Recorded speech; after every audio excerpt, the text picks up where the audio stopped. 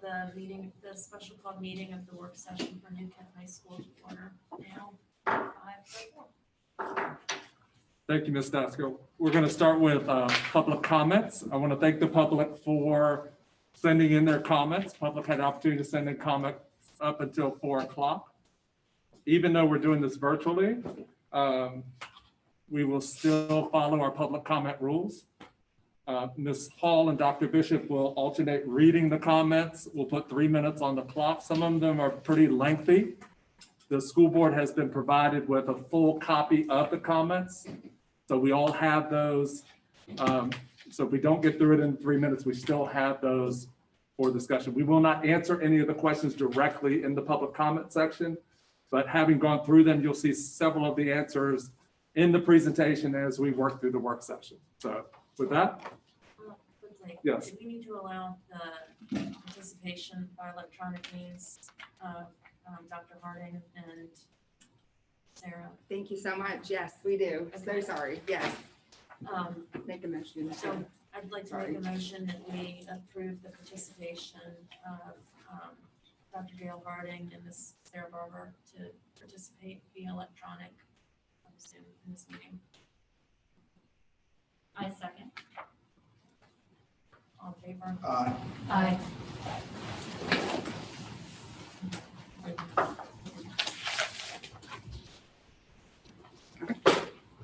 First comment. I'm a parent of 2 kids that attend New Kent Elementary School and 1 that attends New Kent Middle School. I've already taken the survey that was administered last month, getting parent feedback on the return to learn strategy. I understand that it's likely that you have received a lot of feedback from parents already, so thank you for taking the time to listen to me as well. I also understand that there's a lot to think about, juggling many different perspectives, so I appreciate your leadership taking this on. I'm highly concerned if New Kent does not return to in-person learning in some capacity from the beginning of the school year.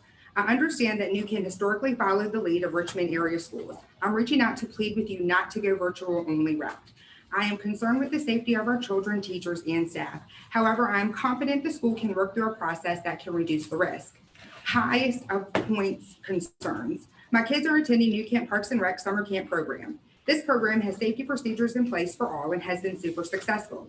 Teachers are essential workers, way more essential than Home Depot workers. So I'm confident that measures will be in place for their safety, which then should make that a non-issue. I have 1 child that is borderline ADD. When he is at home, I will have to sacrifice my job, primary provider, to ensure he's set up for success. I have 2 children that already require tutoring just to maintain their learnings when they are in school. They will fall significantly behind remotely. They don't make the cut to have an IEP, so they will be lost in the crowd. 2 of my children do not have computers, so will they even be able to participate in education? We have already lost months of education in the spring. Our children are the future, so what will that look like long term? Let's face it, parents have to work to make a living. So given that childcare is open, parents will be allocating money towards childcare, which is extremely limited in the area, at the jeopardy of any education happening. By the way, I've not heard of any cases of COVID out of childcare facilities yet, so why would a school be different? I think we all know this is actually a political stunt. I'm very fearful that as schools go virtual, there will be a greater dependency on government, which moves our country to a socialist society. I challenge New Kent to be a leader. Please consider doing the right thing and do not get caught up in politics. If New Kent goes virtual, my family will be left with the decision to go to a private school. Our family does not have the funds for this, nor do I want to leave the New Kent community. However, private schools are open and in person, and my child's future is worth the sacrifice of leaving the community. I just want to reiterate that if the parents took the time to respond via a survey and the vast majority said to leverage the hybrid solution, and we don't go that route, I will know that politics are at play. The community has a voice as taxpayers, so that should drive the decision. Also empathize with teachers and staff in this terrible situation. However, given that they are essential employees, how are they any different than grocery store workers, lifeguards, waiters, etc., who are back on the lines making a living and serving their community? All efforts at safety should be enforced, but not at the sacrifice of our children's education and future. We can do this, New Kent. I know we can. My name is Brittany Leiter, and I have been a resident of New Kent over 10 years. We currently have 4 of our children enrolled in New Kent schools. I'm writing in support of opening our schools for face-to-face learning for our upcoming school year. Although I feel like all age groups can benefit from face-to-face learning, my children are at a critical age where it is needed to allow them to reach their goals in education. My oldest daughter is a rising 2nd grader, and our twins are starting kindergarten this year. My son specifically is speech and developmentally delayed. He has received speech services for 2 years now, but he really started to make significant gains when he joined the IPOP program last year. Miss Jessica was wonderful. The classroom environment did so much for him than the weekly speech services alone. We were devastated for him when the year was abruptly cut off. Though we continue to work on things at home, the structure of a classroom environment is what he really needs to continue the work towards the level of his twin sister and peers. An additional year at home, the very critical kindergarten year, and I fear he may be separated from his twin sister for the rest of their school career because he will not be able to continue on. There are many IEP and special needs kids in this position, and all virtual learning simply says their education is expendable and can be traded for the public good. It is not only for my son that I worry, both my daughters, though developmentally typical, greatly benefit from the and crave the classroom environment.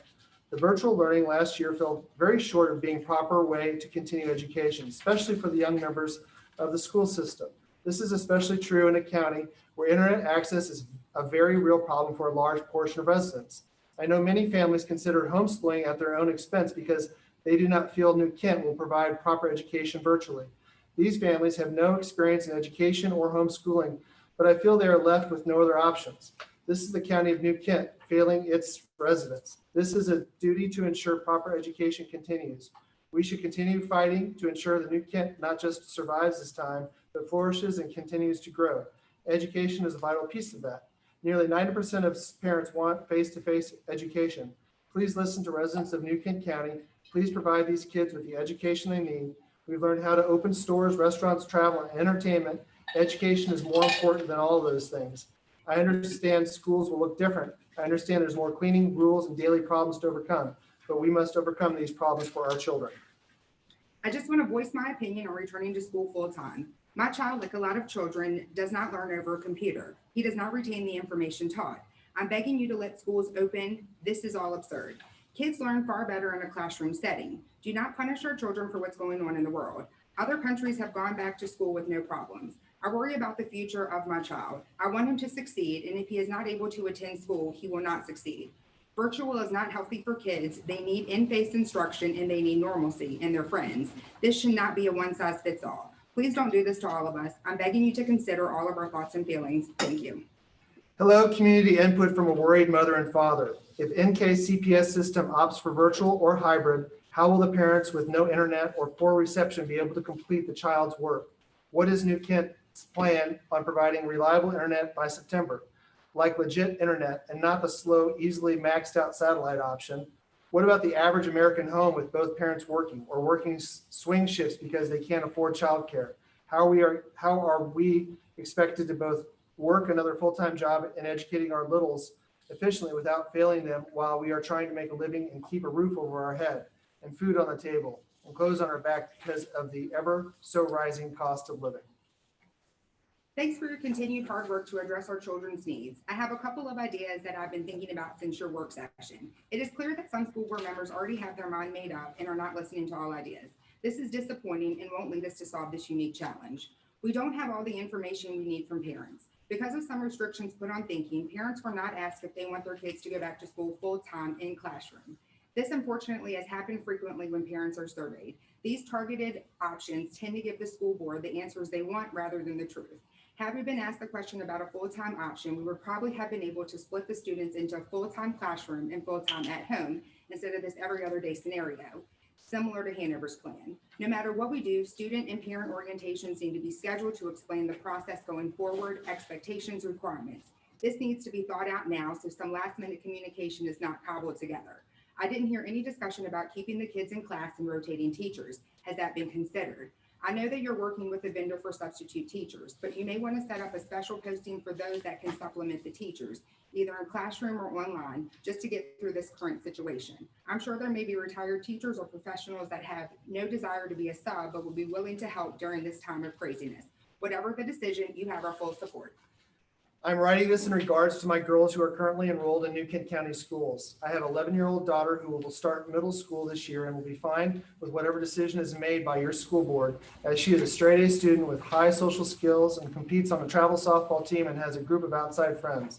On the other side of the spectrum is my 6-year-old daughter, who is a highly intelligent child who seeks knowledge and social skills that have not been achieved outside the school environment.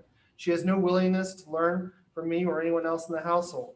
March 13th, 2020 to June 12th, 2020. What a disaster. I understand the needs for different options throughout the country. However, in my parental opinion, the option needs to be left up to the parent. Have school available and virtual available, but you must choose one and stick to it. Thank you for listening and taking the time out of your way to listen to my concerns. Thank you for all of the work that you're doing to balance safety and education. I can't imagine how difficult this has been to organize. I have a kid going into 10th grade this year. He wants to do all virtual, but I think hybrid would be best. I have worked hybrid for several years.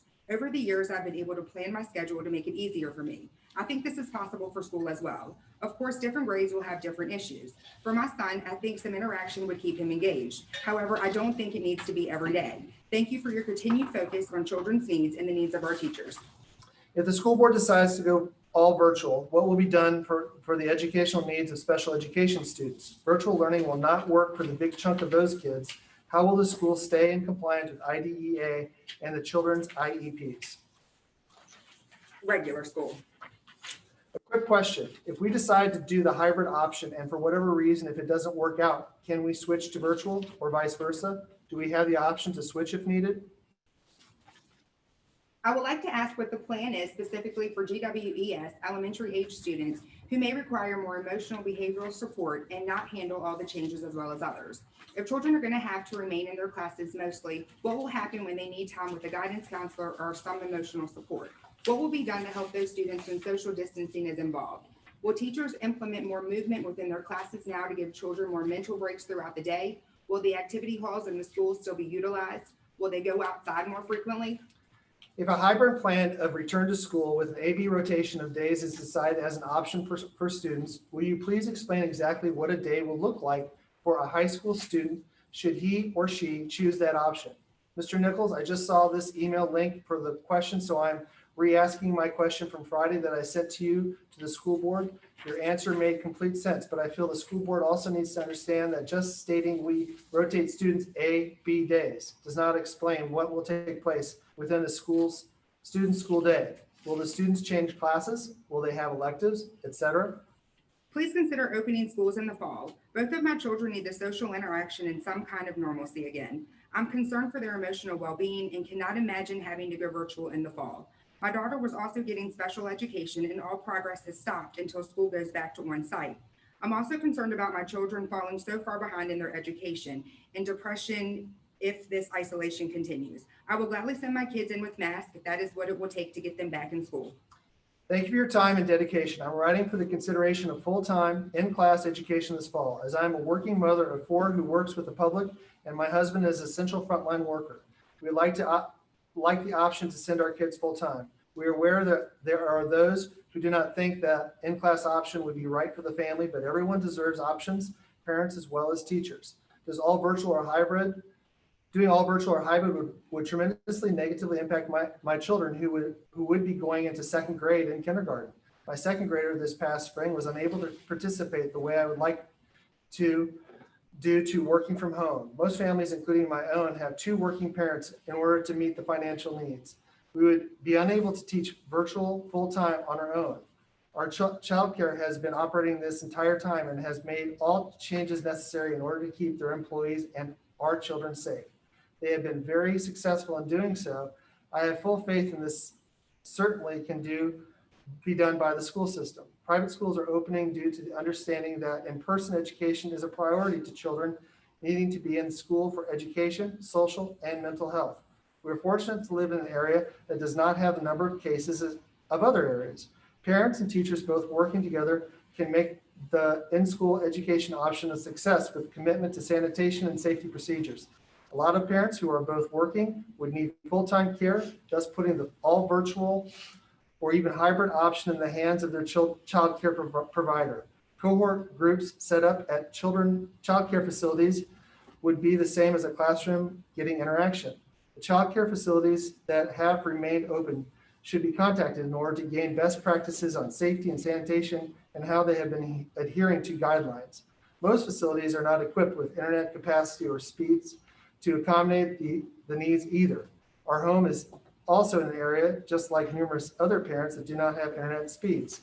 During this time, everyone has had to make adjustments in their personal lives, their business, and it is time for our schools to do so as well. Our children need to be back in school full-time in the fall, and myself and family are in full support of this option. I would first like to express our family's gratitude and support for everyone involved in trying to plan this upcoming school year. This is simply a terrible situation, and I gladly stand with those that wish our circumstances were different this year. Social media is fraught with misguided, ill-informed, and very passionate personal opinion posts to open the schools this year. Many of these opinions are clearly formed on the delusional, suspicious of taxpayer rights, mythical, prophetic knowledge of COVID-19, and fear. Many have children that attend our schools and share those opinions. An all virtual option is not ideal on any level. It will cause many problems for many people, but those problems can be addressed. While children may not be a high-risk group, they can get it and their transmission rates are not fully known. Please guide your decisions on examples we have seen from around the globe. We love our teachers and do not believe we will be able to provide an equal instructional environment at home, but being dead is an insurmountable issue for teachers and staff. We as a community and a system should be able to get through this temporary issue if we plan accordingly. I would gladly help tutor those that need it, lead study groups, offer our internet services, or volunteer in whatever way would be helpful. I believe other parents would as well. It is clear that virtual options are the safest route at this time, and we hope that you'll consider this to begin our school year. I have less of a question, more of a plea. I implore the school board and the superintendent to listen fully to the medical experts and scientists about opening our schools. Do not listen to the corrupt politicians running for office and using this as a political ploy. Our children and our greatest teachers and staff deserve better than that. This virus isn't going away anytime soon, no matter how much some want to wish it away and pretend it's under control. The numbers simply show it is out of control. That compiled with the normal flu season coming this fall and the incredible slow testing would send any attempt to face-to-face into a total catastrophe. The current federal government's response and handling of this has cost lives undoubtedly and cannot be trusted. They have even leveled much pressure on CDC after stating their initial guidelines were too tough to soften them because the schools must reopen fully without care or thought for our kids or educators. They implored states to reopen too soon and ignore their own recommendations, and that has been a catastrophe to Florida, Texas, Arizona, and we are seeing Georgia, North Carolina, Virginia's, and most every other state's numbers starting to rise. The president has even canceled his own convention due to the social distancing and virus concerns. Just 3 days ago, over 150 of the top medical and science experts in America signed and delivered a petition that the U.S. should shut back down to get this under control, a move that I doubt will happen, but that's how serious men of science and the medical world view this pandemic. Please do not cave to the delusional conspiracy and hoax cult about this virus or the seriousness of it. We have many people in this country, and in fact, the country that do not seem to value medical experts or science. Thank you for your time. Has consideration been given to those who would like to voluntarily return to work, school?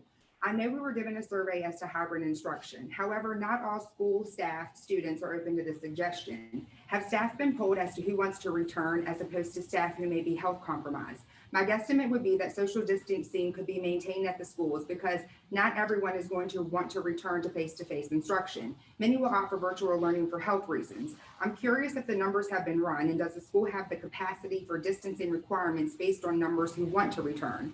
My suggestion, teachers, staff, students who volunteer to return will teach and attend face-to-face instruction. Teachers, staff, students who do not want to volunteer to return based on health concerns coordinate and run the virtual side of learning for this phase. What is in place to offer assistance to teachers to run a virtual classroom? Zoom classes can run for 40 minutes and no longer unless you pay a subscription price for a longer session. Are teachers expected to foot that bill? What about low-income families or families with limited Wi-Fi? How will virtual learning work for them? Personally, I have one student who isn't virtually teachable. What worked for my high school student did not work for my 7th grader. He's in desperate need of face-to-face instruction. I voted for a hybrid learning experience for this phase, although I know it will still be difficult for my now 8th grader to attend virtual days. My son will be starting his freshman year, hopefully this fall. I work for DoD and have been dealing with virtual meetings, training, and testimony for military commissions for the past 13 years. I've spent time at the middle school as a watchdog and noticed the classes that I attended all had computers, overhead projectors, and internet. Has anyone considered adding a camera and a wireless microphone to each classroom and having the children video conference in for class? The teachers would be able to take accountability and be more hands-on, just as if the child was in the classroom. I have seen this done at the Law School of William & Mary in person. If the plan is to continue what the school system did March until the end of the school year, I think it would be a great failure to the students. It did not work. For those few children who do not have internet, they would be able to attend class in person. There will be plenty of room to maintain 6-foot distance requirement. We are hoping that our children can go back to school in the fall. Safety first. We know all that goes into protecting our kids. We experienced disruption with internet in our home. Kids were knocked off from Zoom calls when they were happening all at the same time in many instances. There was just too much distraction in the home for them to get their work completed. Zooms, in my experience, were more used for check-ins and not a learning tool. 2 of our children benefited from Zoom with 3 teachers only. They had lesson plans and a goal. They would spend 30 minutes to almost up to 90 minutes with the teacher where they were taught something new or reviewed something that was taught before the March closure.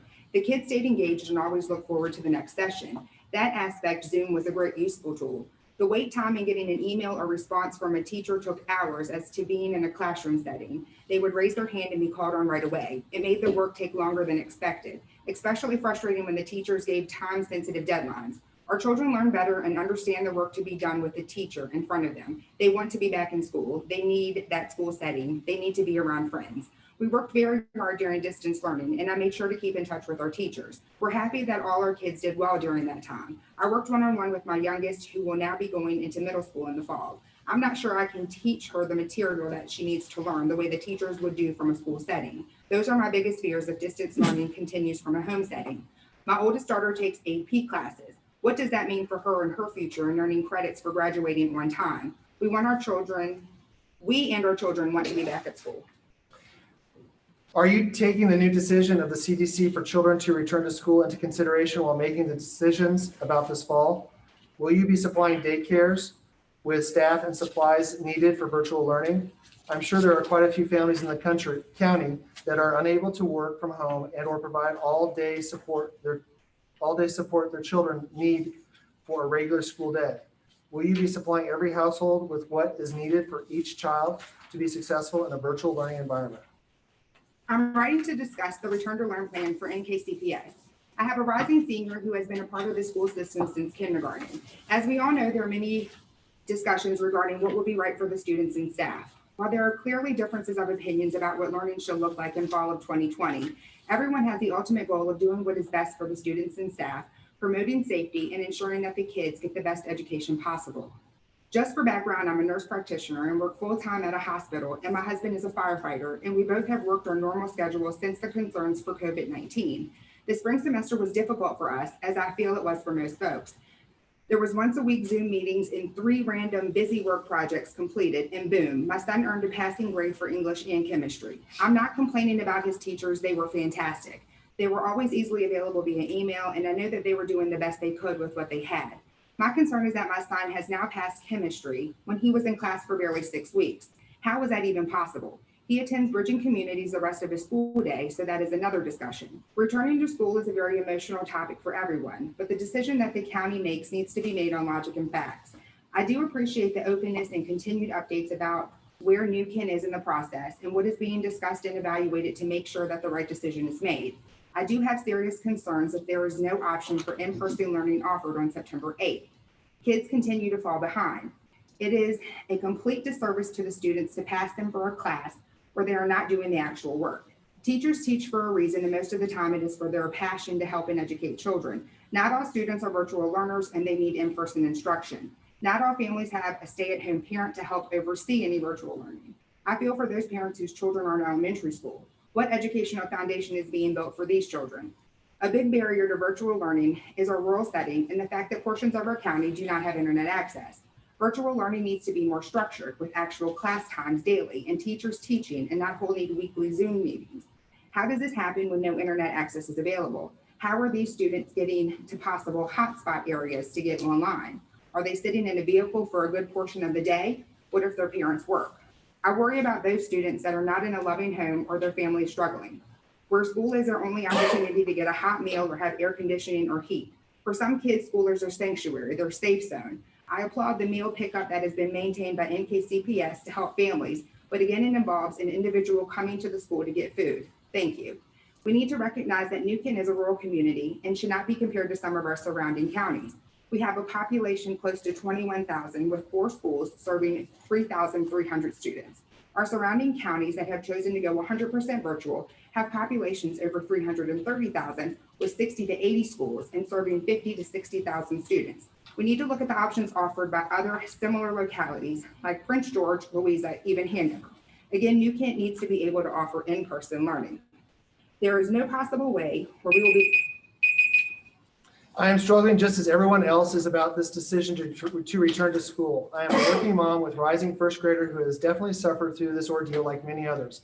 Dad is essential. I was never out of work, but have been allowed to work from home, but with a very meeting heavy and stressful project in place. I am in no way able to provide the level of support for my 6-year-old needs to get what learning in he is supposed to tackle at this age. He needs guidance, assistance from task to task. He needs more support. Due to this, I'm hoping the rotating schedule to keep class sizes half will be considered at least for the lower grade levels. I'd also recommend that if you consider rotations, you not do it daily, but weekly for better planning and coordination with families and daycare centers. It helped eliminate much of the confusion. A week in class versus a week virtual or packet-based is much easier to manage than two days a week. Also, I know there has been concerns from teachers, substitutes, and I would recommend the substitutes be offered as tutors to families that need them more help on the virtual packet days, or if a child is falling behind due to his partial classroom plan. I just know 100% virtual packets will not work without having a stay-at-home parent at the younger ages. Older kids can utilize technology better, stay focused, and follow directions better, typically, and can take more responsibility for their work/grades. I'm an uprising 10th grader. I want to be back in school with my teachers and most of all seeing my friends. There were too many distractions being at home. When I had to email my teachers about questions I had, it would take longer than if I was in the classroom and I could just raise my hand.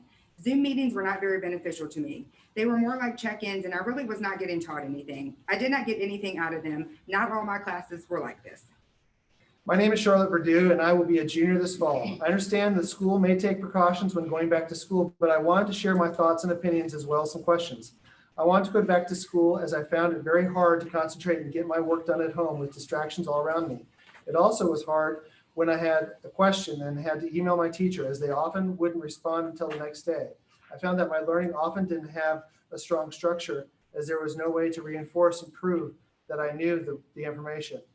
If the school does remain alone going into the fall, I would, though, like a traditional letter grading system.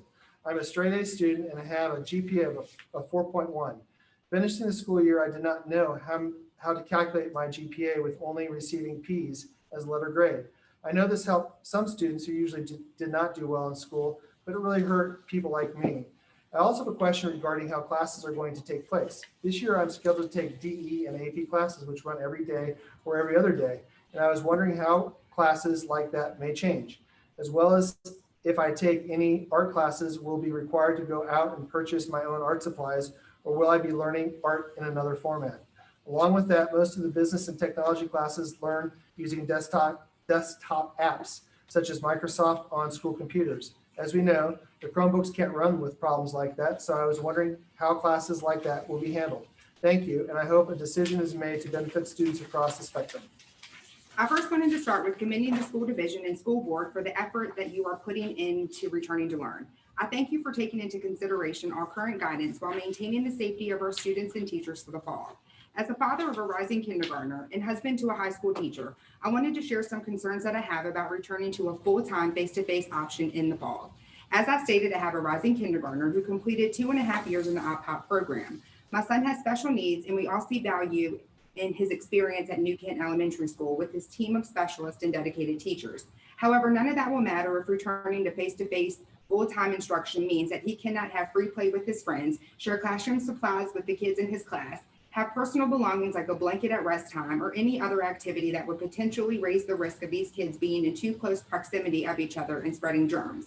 Most states releasing modified plans for face-to-face instruction limit kids' interactions. Don't allow them to leave the rooms unless it's a designated restroom break. Have them sitting 3 to 6 feet apart. Have they ever even been in a classroom Don't have them going to lunch or breakfast in the cafeterias, and don't allow them to participate in classes like music, art, or PE. This is no way for kids to get all of their needs met. It's restrictive, confining, and bland.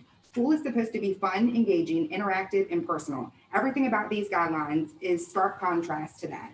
Now, it would be amiss if I said we didn't let our kid be a kid. Of course, we have let our son play with kids within reason during this time, but they are not on top of each other with 20 plus other kids in one confined space, breathing the same air, sharing the same supplies, playing with the same toys for 7+ hours a day. They are together outside in the open air for 1 to 2 hours tops.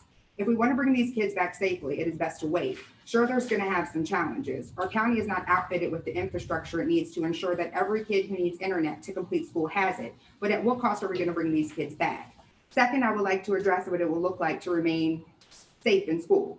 We have all seen the Facebook comments that high school students are being deemed essential workers, but those students are not in a confined space with 20 plus other kids. They have roughly 5-minute interactions where both parties are wearing masks.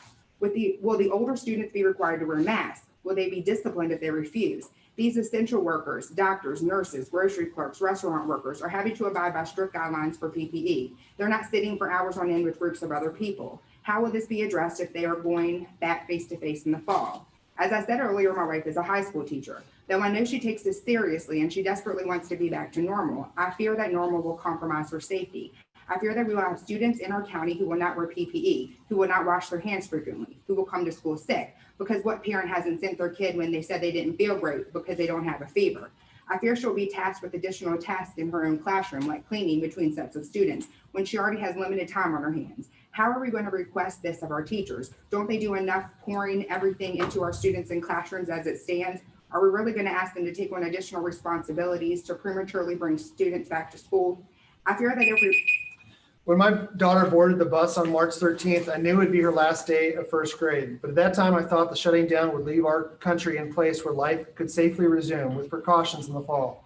Clearly, this is not the case. We are in an impossible situation where each local school board is expected to make an impossible decision. Although our family was originally part of the 87% who wanted a hybrid approach, we are now going to keep our rising second grader daughter and pre-K son home. All children will be behind this year. They will be behind whether they are in class 5 days a week, following a hybrid model, learning virtually, or being homeschooled. School in any form will not be normal. We see no reason to absorb the risk of an in-person learning, whether for 5 days or 2 to 3 days, while still falling behind. It would be highly disruptive for children to attend school for a bit and then have to pivot to virtual every time the school or / class closes due to a positive case or worse, a death. With 2 full-time working parents, it will be a struggle to make at-home learning work, but we are committed to doing our best. It would be exceedingly helpful to have more specific understanding of how the virtual setup would work. I hope there will be some flexibility to allow work to be made up in the evenings, weekends for parents who have a more traditional Monday through Friday work schedule. There is no good solution for the 2020-2021 school year. For our family, we will follow the safest option for both our children and our teachers, staff, and stay at home. Thank you for all the work. I cannot imagine how difficult it must be to make this decision that impacts so many people. This is truly an impossible situation, and I know that together the New Kent School Board will come up with a plan that is best for New Kent. As a mother of 2 children attending New Kent County Public Schools this year, I would like to offer you my feedback. My oldest will be a freshman in high school, and my youngest will be a kindergartner. The seriousness of COVID-19 is not lost on me, but I believe, as we have done in everyday life and even at daycares, if we use the proper precautions, we can make a safe full return back to school in person in September. The risks were with not returning vary obviously with each family, from falling behind in their academics to, in some cases, a child's wholesome meal or even their safety. With virtual learning, not only do you risk these children falling behind or their safety, but you are essentially strapping parents with additional costs, their families with internet and some without. Some may have to purchase additional internet capability and even computers to provide the access their child may need to learn virtually. This does not even cover the additional cost of childcare. Some children may need additional tutoring to keep up in the virtual world.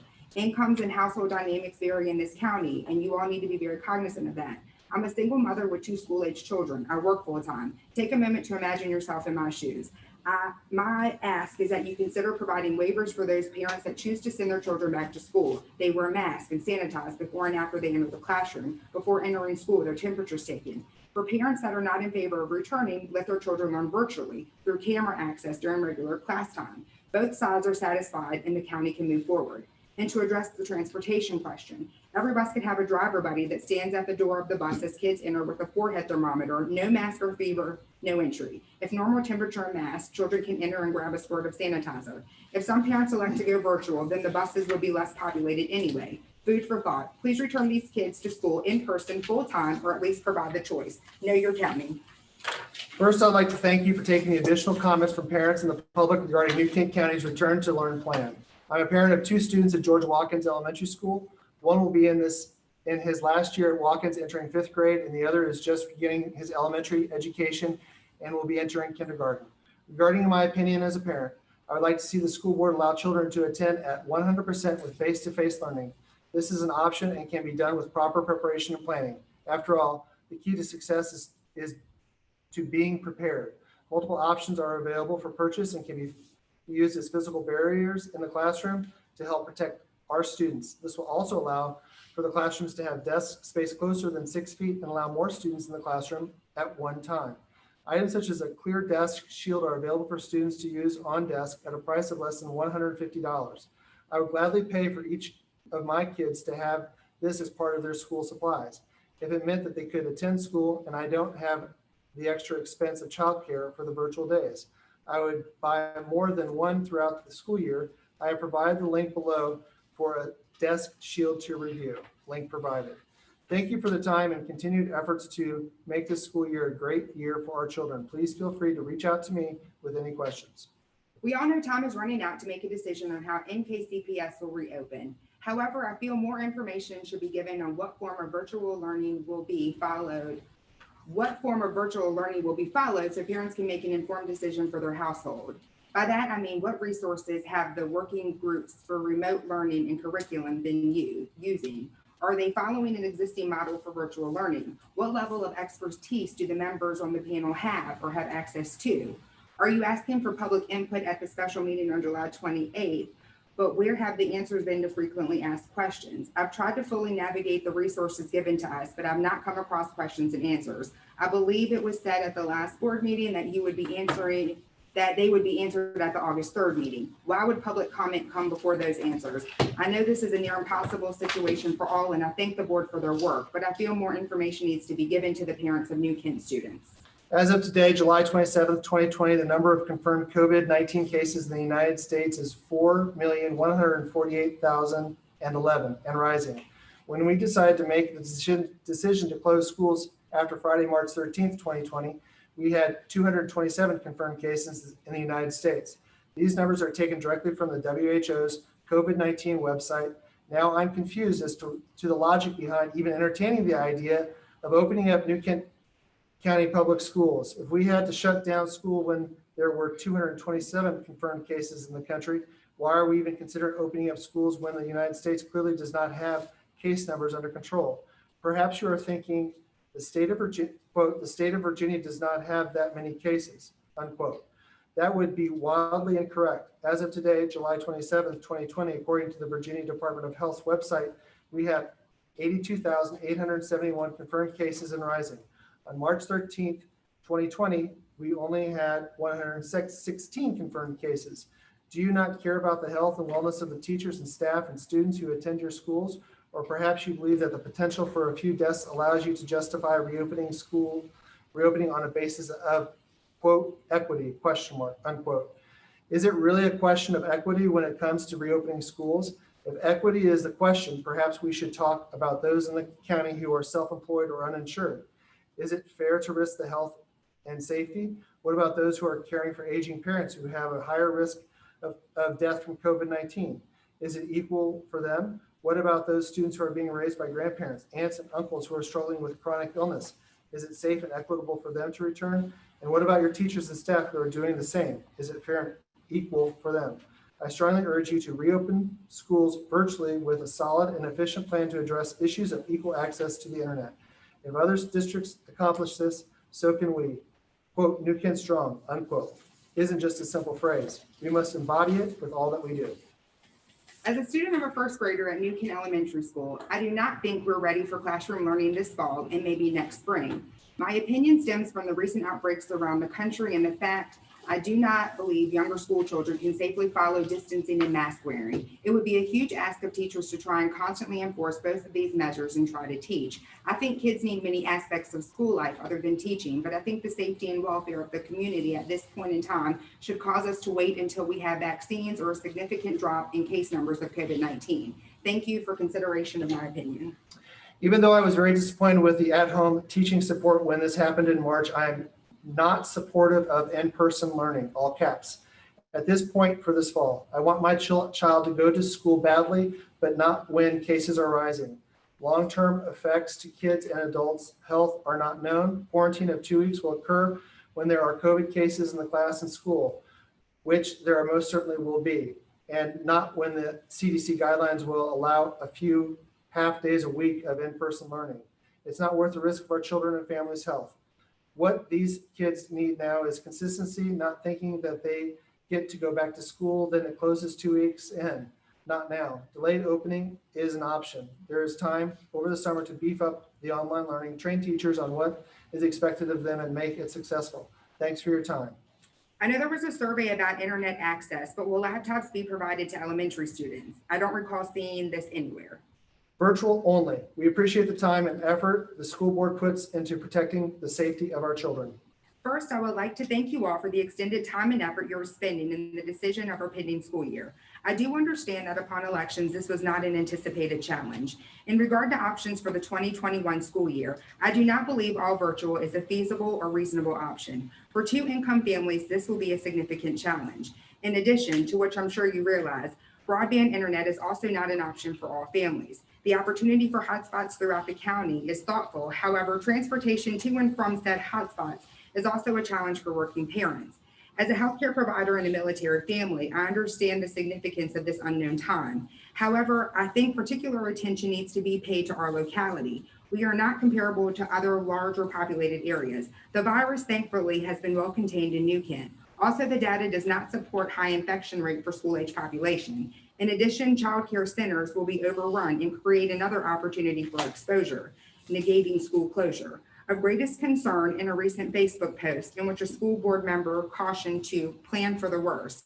Further in the post, Ms. Harding then suggested that families hire an education manager. Personally, this idea is preposterous and signifies a vast failure to plan. However, if an education manager will be the provided solution, I fully anticipate a provision of resources and references for education managers. Granted, this is unprecedented times, but I think we need to remain realistic and reasonable in the expectation of both the students and their families. School reopening has been advocated by the American Academy of Pediatrics, CDC, and the President of the United States. The American Association of Pediatricians strongly recommends 5 days per week in school plans. Why is NKPS not considering such a plan? Parent of 2 7-year-old boys. Please see the newspaper article, quote, reopening schools, shifting to quote unquote, how? Why isn't NKCPS considering a plan like Hanover's? Children need in-school education and safety. Health is important. So what is the higher criteria for making this decision? Education or safety? Can't have it both ways. One criteria must be higher. We would like more details on the hybrid option for return to learn will work. Will the school hours be the same? Will students stay in one classroom all day or change rooms? Will students be required to wear masks all day? How will lunch work? Will there still be electives? How is it determined on what days students attend? Thoughts, concerns about virtual learning. Centralized communication, especially for middle schoolers. As an essential employee, it was hard to keep up with all the emails from various teachers. I would often be at work receiving these emails by the time they arrived on Monday morning. There also needs to be a better breakdown of what's expected from the students other than sorting through various folders in Schoology. For younger students, Zoom meetings that are actual teaching rather than just socialization in more structure, i.e. daily Zoom meetings or every other day, more reflective of the students' normal schedules. Project-based learning with other students would be nice. What about the kids that are overwhelmed with virtual learning? Will there be opportunity for them to work one-on-one with their teacher? Thank you for all you do. I believe that enough safety precautions have been suggested to at least justify the hybrid plan I have read about. I'm a bus driver in New Kent and have a high school grandchild living with us. I believe at least some in-person lessons would be appropriate. Thank you for allowing the community input. Dear Superintendent Nichols, The Education Committee of the New Kent NAACP would like to offer the following concerns around the discussion of the reopening of schools in the midst of COVID-19.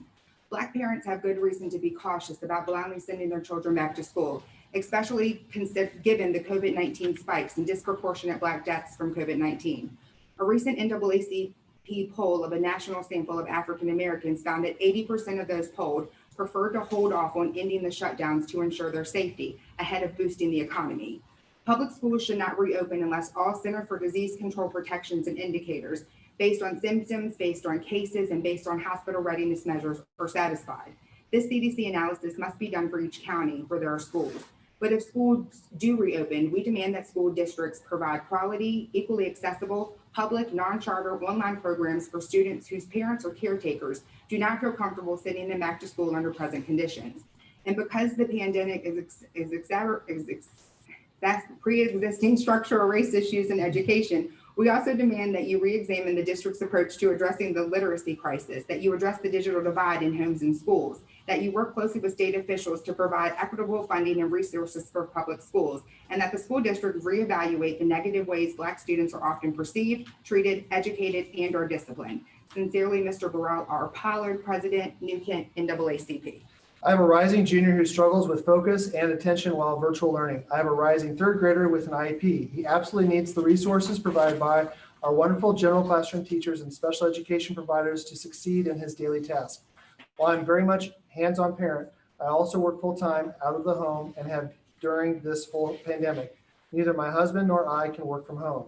When school closed, I found myself in panic trying to figure out how to take care of continuing my third graders' educational necessities and work and keep up with my own daily tasks, keeping my home running. To say I found myself completely at a loss as to how to proceed and totally exhausted at the end of the day would be an understatement.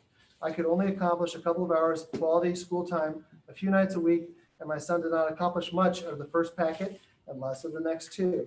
He had a tutor a couple mornings a week until even that fell through. We were completely overwhelmed, even with the wonderful teachers checking in and all the resources. Since the last packet due date, he has done very little educational work. Reopening school is a necessity for us. I cannot take time off of work to homeschool my kids. I cannot hire a tutor. Zoom meetings cannot be done successfully when a child won't attend. Aside from my third grader's IEP, my junior needs to be in class in order to be able to get the value of the educational opportunity presented to him through Bridging Communities. He cannot do this virtually from home. I know there are risks involved with sending the students back, and I know the risks for keeping them home and virtually learning. I know that I'm not the only parent whose kids cannot go on a computer for hours at a time and successfully complete their work. Without supervision, which we have none when both parents work, they will not succeed. I know everyone is working very hard to find a solution to this situation. I pray it is the best solution and one not based on fear or money, but hard numbers and facts. We have the best teachers in the nation as far as I'm concerned. New Kent is a wonderful community. Let's let our teachers continue success in their classroom safely. Thank you for your time. New Kent County, while I know the past few months have been trying and unprecedented, I ask that when developing a plan for school this year, you consider children in the special education program. I'm aware the end of the year was quite a struggle for everyone. However, we went months without needed services for our children. Some of us parents even struggled to help our children not only learn, but not fall behind further. I'm sure the county is well aware that even during this pandemic, IDEA is still a federal law and all IEPs need to be adhered to. COVID-19 is still a major risk to not only our students, but also the teachers and staff. With that said, I hope that there will be an option for virtual schooling for all students, including those with IEPs. There is not a reason that IEP accommodations cannot be implemented in a distance learning program. One Zoom reading meeting a week, only when requested, does not meet the IEP requirements of a student who is to have daily reading instruction with a specialist. A student who requires occupational therapy services should not be limited to random emails with worksheets and instructions. We, the parents, are not formally trained or educated on those areas. Our children rely on these services and accommodations to level the educational field. I ask that the county consider not only a distance learning plan, but one that is inclusive and law-abiding for students with disabilities. While this may seem difficult, our family knows firsthand that is possible because these services and more were offered during our time with Virginia Virtual Academy. It is absolutely necessary when families are not only offered a distance learning option, but services and accommodations for special education families who choose such option. I have thought 100 times of what I'm going to say and how to say it, but as I sit here, my heart breaks. Before reading any further, please read this as a mother or as a father, uncle, grandma, not as a woman or man in a suit. I am the mother of a rising third grader at NKES. We transferred to New Kent during the first grade year. We had been through 2 other schools and our morale was running low. You see, my daughter's father and I had been separated since she was 8 months old.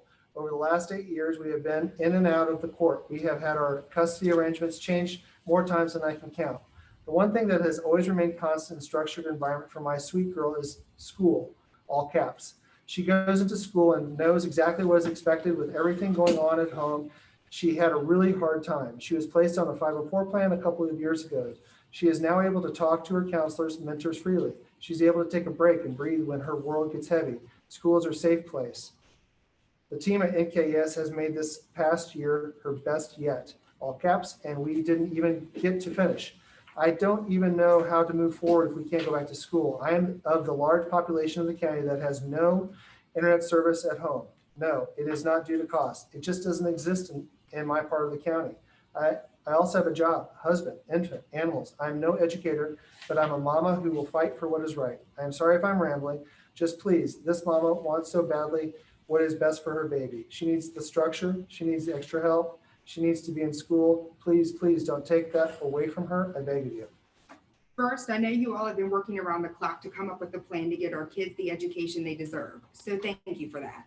Our family made the decision a month ago that our kids would be doing virtual learning. And in the end, it came down to only one question. Was the risk of losing my children to a known virus with no cure or vaccine worth them getting an education in class? The simple answer is absolutely not. And so in the end, the choice to do 100% virtual was an easy one. I believe that is the only question you should be considering when making your decision.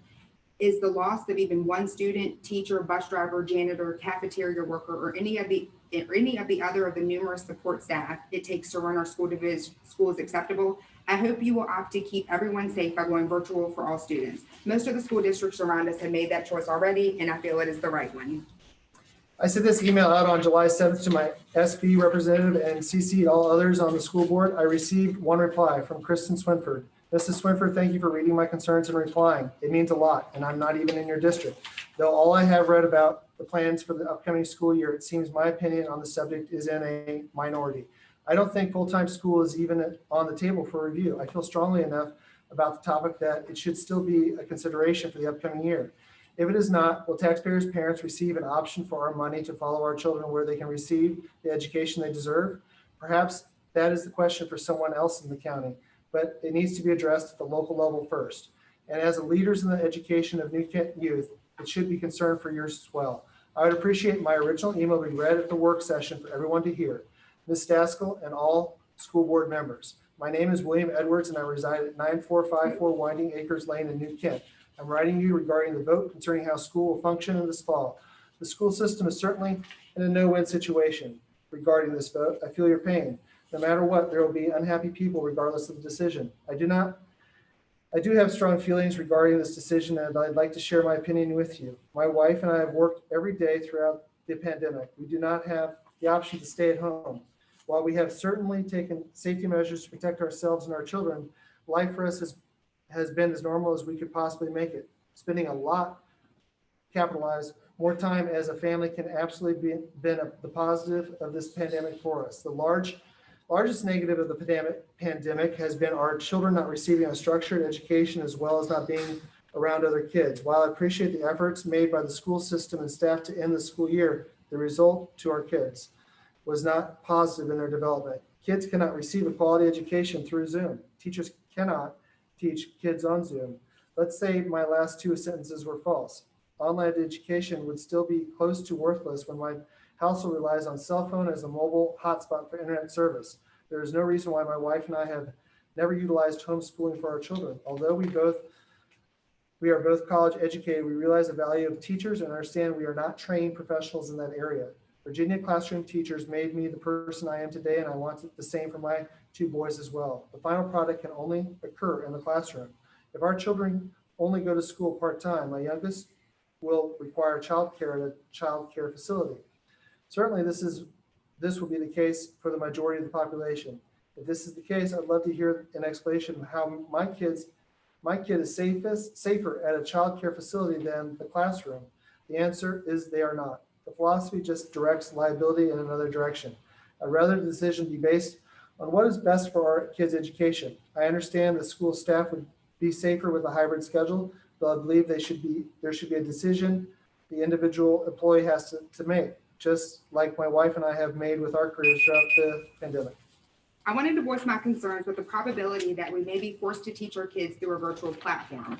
While this may seem like a great idea or that it can be pulled off with ease, it will create a bigger learning gap and cause strain and pressure on families across the district, especially with younger kids. Our children's education is also our future. And while it may seem like it's only a short period of time, that's also how we got to the point we're at now. It all started with schools only being shut down for 2 weeks, and that 2 weeks turned into the remaining part of the school year. Families should have a choice. If parents have a choice to keep their kids at home and homeschool, then parents should also have the choice to send their kids to school and learn in person. One family's preference should not be forced on all families. Are parents supposed to quit their jobs to stay home with their younger kids to sit at a desk all day and watch videos? Most parents have returned to work, and some have never stopped working. We live in an area where childcare is already at capacity and limited. Our daycare is expected to have 15 to 20 kids sitting at a desk for 6 hours a day, all watching different virtual videos from different teachers and expected to help all of these kids at the same time. Please explain to me exactly how that is possible. It's not. If every other occupation is essential and made to go to work every day, including but not limited to grocery store employees, drive-through employees, insurance agents, daycare employees, automotive, gas station employees, then why are our teachers not considered essential? They are essential to the education of our children. They are more essential than any occupation I have listed, but yet not essential enough to actually go to work and teach our youth in a classroom. If every other occupation and place of business have made the necessary changes and uses additional precautions to deal with the new normal, then why not our school systems? For the teachers that do not want to return, they should have two options. Teach the children whose parents have chosen to keep them home and learn virtually, or retire and allow all of the other teachers that want to return to school to return and teach our kids in person. Do you think that if I decided I didn't want to go to work every day that I would still have my job? No, and neither would anyone else. I watched my first grader struggle for the remaining part of the school year. I watched him sit on a Zoom, and the minute he would see his face in that box, he would clam up, feeling like he was being put on display. He literally shut down and would not say 2 words. It became a daily struggle to force him to log on because of how it made him feel. This should not happen. He should have been in a class interacting with his teachers and his friends, not forced to focus on what his face looked like on a screen. Do you think it's possible to teach younger kids K through 4 the fundamentals and background education they need to carry them for the remaining part of the education? It's not. We're supposed to be setting our kids up to be successful. Do not strip them of their right to an education. If you make the decision to keep the kids at home, you're making a huge mistake. These first years of their education are essential to their future, and the later years are essential to them getting into a college of their choice. Our educators are essential, and essential employees are what will make daily life continue to move forward. My son will be in 7th grade when school starts back up. He has ADHD and takes medication for it. Even when he was in school physically, he had to be redirected by his teachers. Has New Kent County taken these types of kids into consideration? He does not qualify for IEPs or 504s because he's not failing. But if he has to be a virtual learner, he most definitely will fail. I'm an essential worker and can't stay at home to be his teacher. Thank you for your diligence and work on behalf of our children, students, and NKCPS staff. I understand that the hybrid plan will be the most likely way to open schools this fall. With that in mind, instead of alternating days every other days, have you considered AA/cleaning day/BB days? More consistency, same students 2 days in, 5 days off. And is there a possibility to work toward a full-time framework in the coming months if the statistics prove it is healthy and safe? Whatever's chosen, our family will be rolling with the punches. Like many others in the community, I've been watching the various school boards around New Kent approach the landmine-ridden subject of reopening in a variety of ways and coming up with a variety of options. Where New Kent is concerned, I'm a big stakeholder in what happens with our decision, as I'm both a parent and a teacher in the county. It is from this point of view that I'm writing today. As a parent, I would like to have the option to send my children, a rising 3rd grader and 1st grader, to school in person for learning this fall.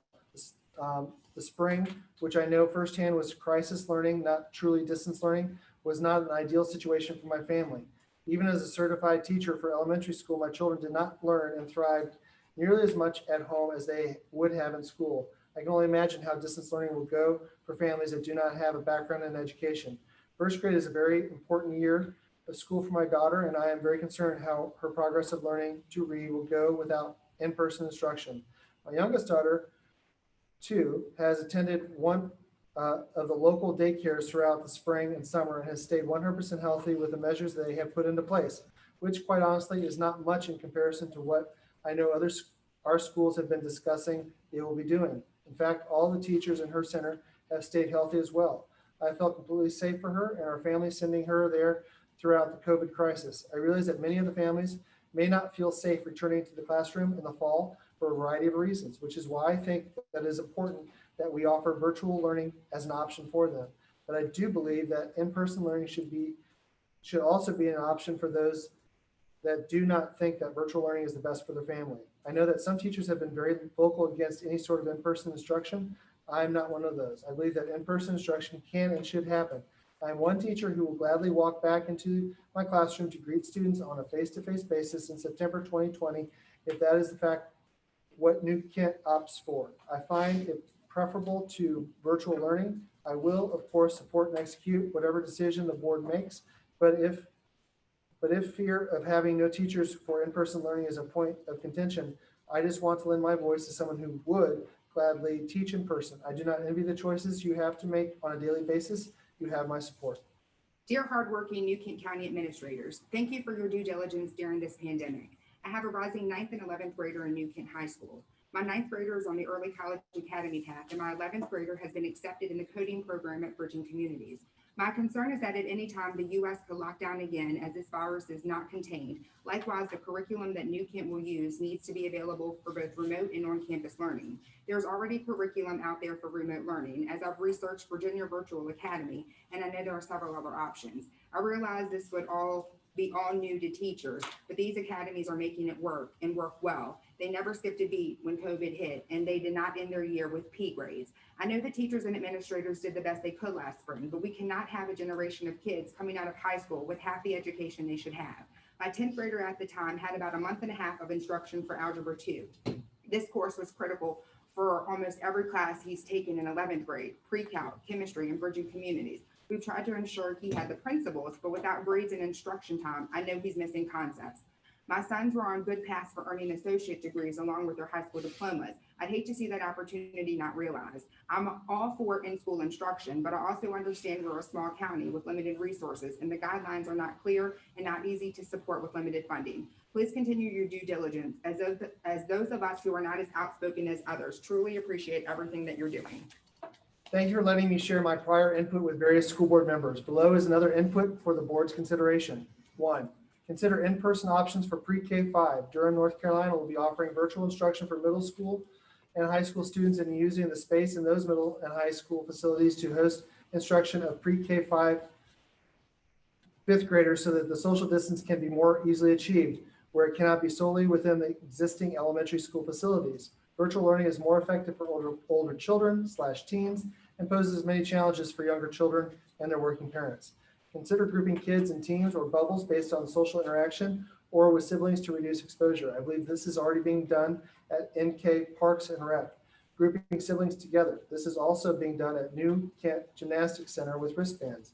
There are groups of families within the New Kent community that are socializing together.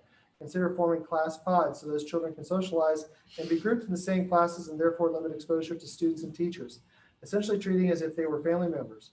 There are no perfect solution, but to the extent possible, our kids need in-person classes, even if only for a few days a week. Wired, case studies / lessons learned from other countries opening schools with URL provided. I just wanted to share my thoughts situation regarding this upcoming school year. I'm concerned with school openings, with 1 in every 200 New Kent residents having a positive test and that number rising. I'm fortunate enough to live in Deer Lake, where I have high-speed internet and a job which may allow me to work from home if needed. At this time, I want to keep my son at home.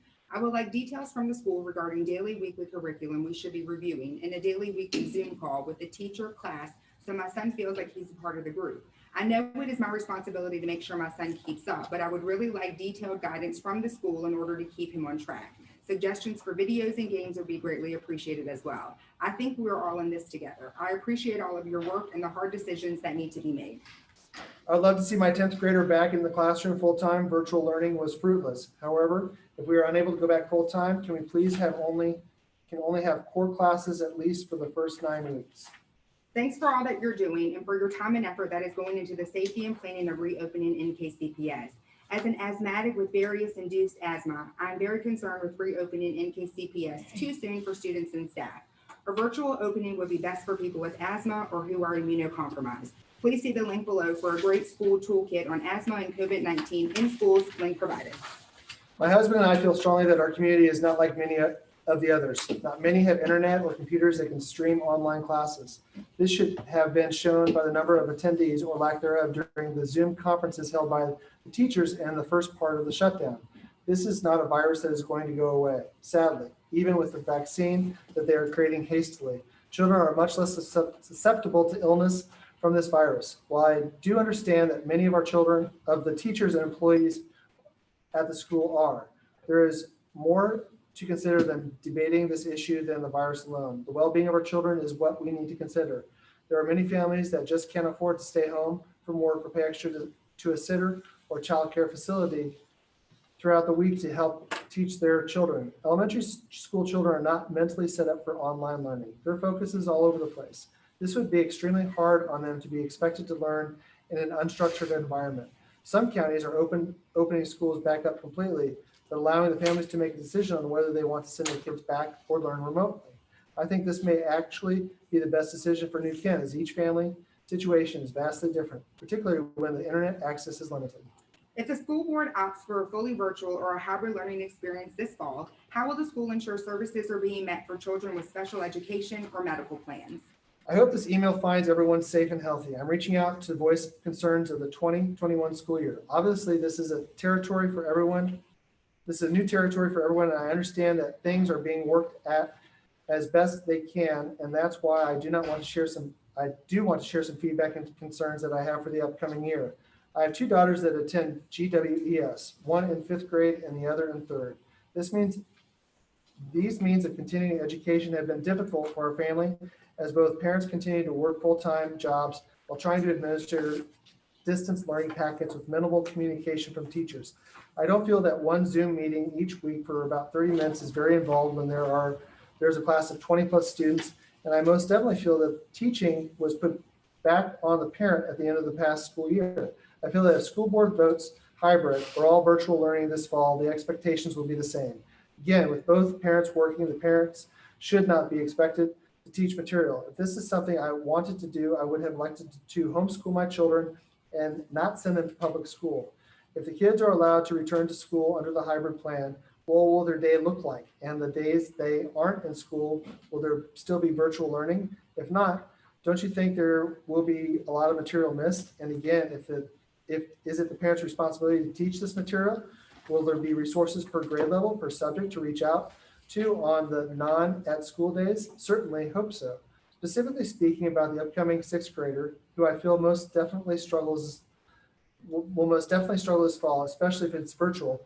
Will there be a partial year recap from the prior year, or will the students be expected to be on grade level regardless of the missing over 12 weeks? She is an Title I student.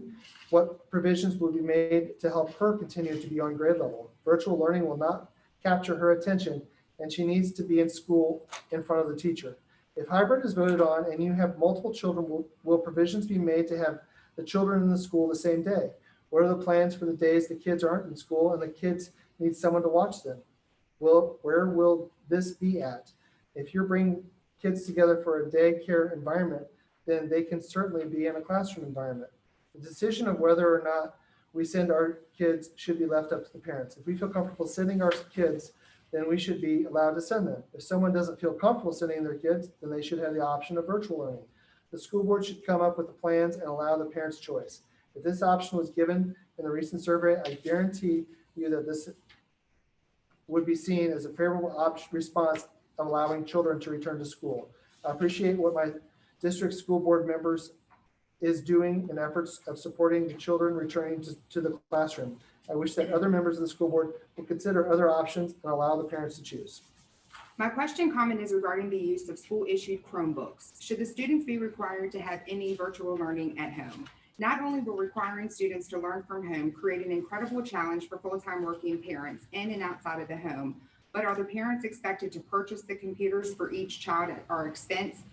Our family has one computer and we simply cannot afford to purchase a second one so that both of my children can participate in the virtual learning option. My son, who will be going into the 3rd grade, said each student has their own designated Chromebook during the school year in his 1st and 2nd grade classes. These stayed at school in the classroom.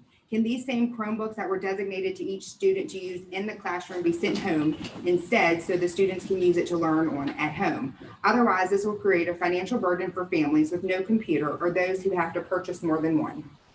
As a parent of a soon-to-be high school student as well as a kindergartner, I believe that the options represent fair options, but my question is, how long would each phase last? Or is that still being determined by the governor and the Virginia Board of Education? Regardless, I believe a hybrid approach should be the way forward to start the school year until such time that the schools can return all students to traditional learning. However, I have some questions regarding the hybrid option. My high school student asked a very direct and important question as to address the course schedule when discussing the hybrid option.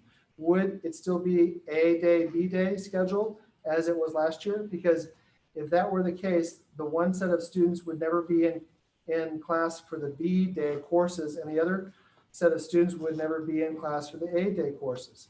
This would be unfair and unequal education opportunity for the students. The following table would be the fairest and most equitable distribution of days per class to ensure equal opportunity of learning for each student for each class assigned during the hybrid option period. This also counts for the 9th week being all virtual for testing, finishing up grading period, and teaching planning for the next grading period. Chart provided. Continued comment. The above schedule does not account for any official holidays, half days, or full days. This is just an example of the thought process as we were trying to digest what the next school year would look like. Another point of issue, daily health screenings at the door would present a difficult and unique challenge, especially if the student is sick and their parents are working.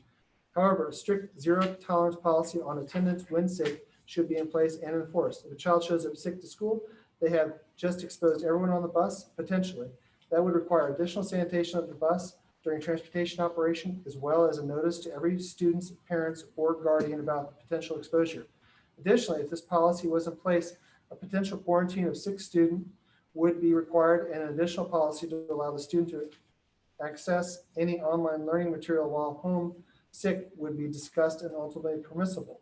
Also, for the hybrid option, is the school day going to be shortened, as there is no mention of the use of cafeteria during the school day?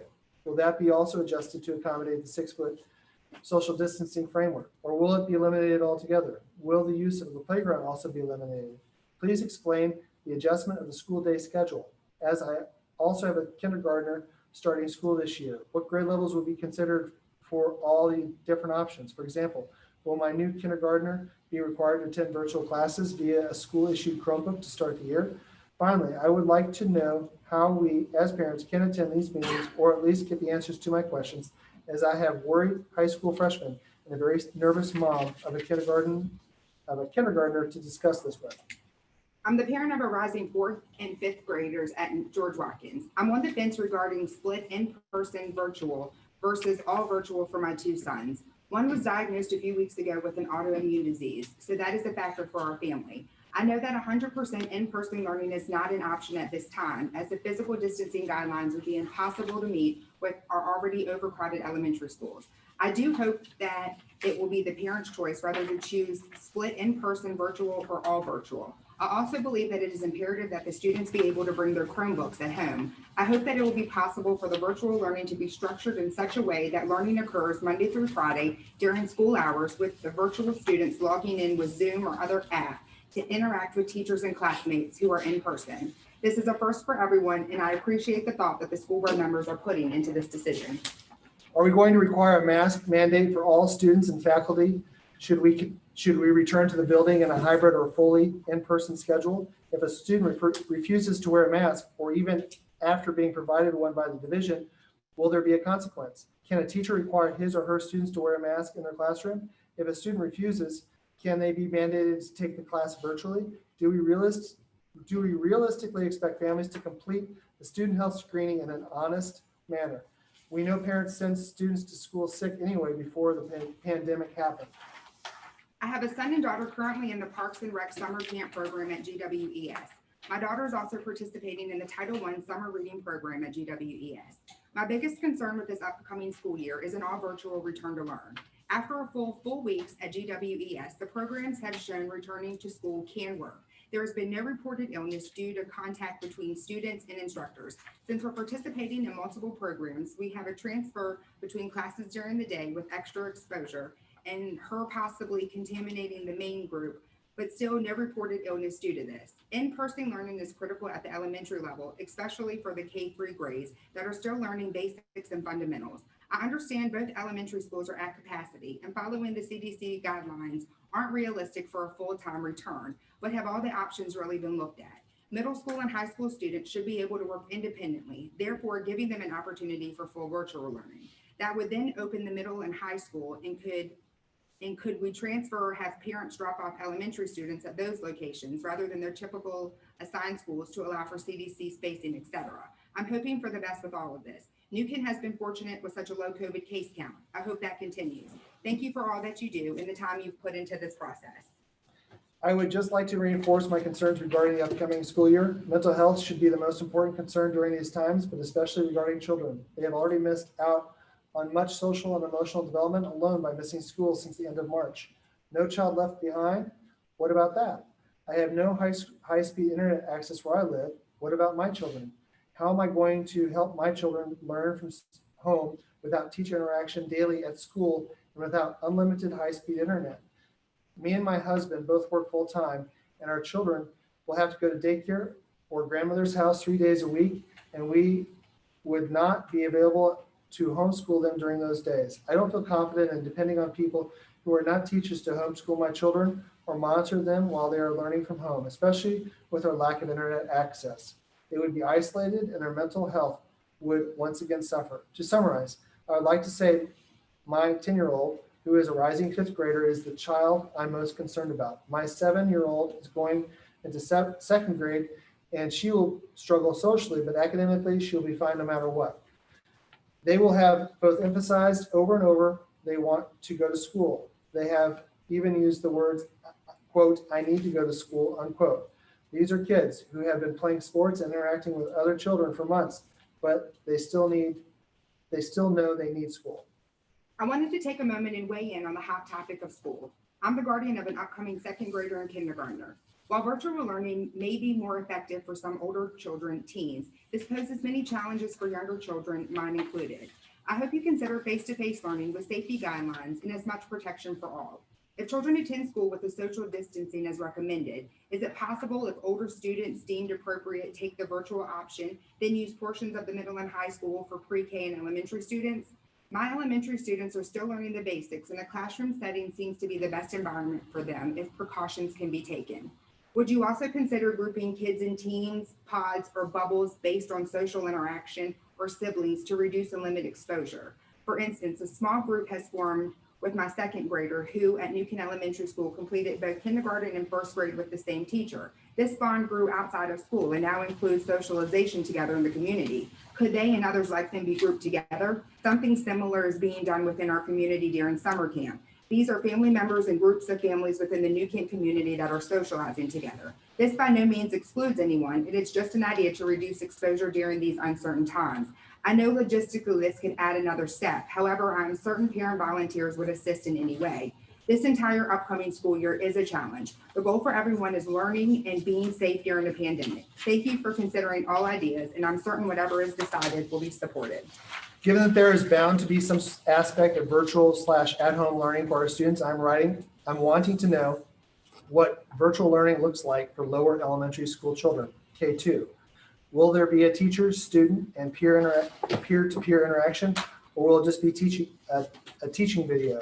Will there be a centralized learning site, or will we be pulling from multiple websites and resources? How should questions be directed, and what is the time frame expectation for feedback? What will the school be providing for students whose parents believe they are falling behind?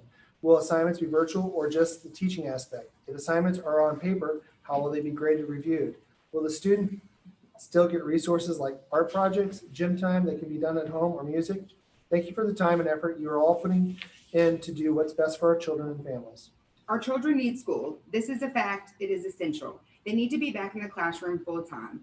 This is a terrible position for the school board members to be in. I'm truly empathetic to the enormous pressure being placed on these elected officials. There is no answer that will make everyone happy. My prayer is that their decision is made today based on facts relative to our community, not fear or what ifs.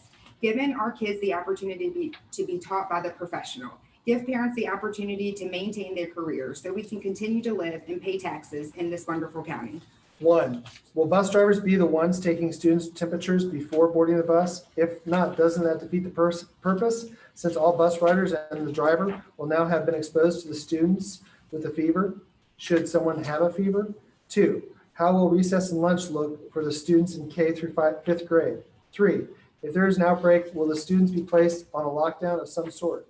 4, at any time, will the parents be denied permission to pick up their students from school should there be an outbreak?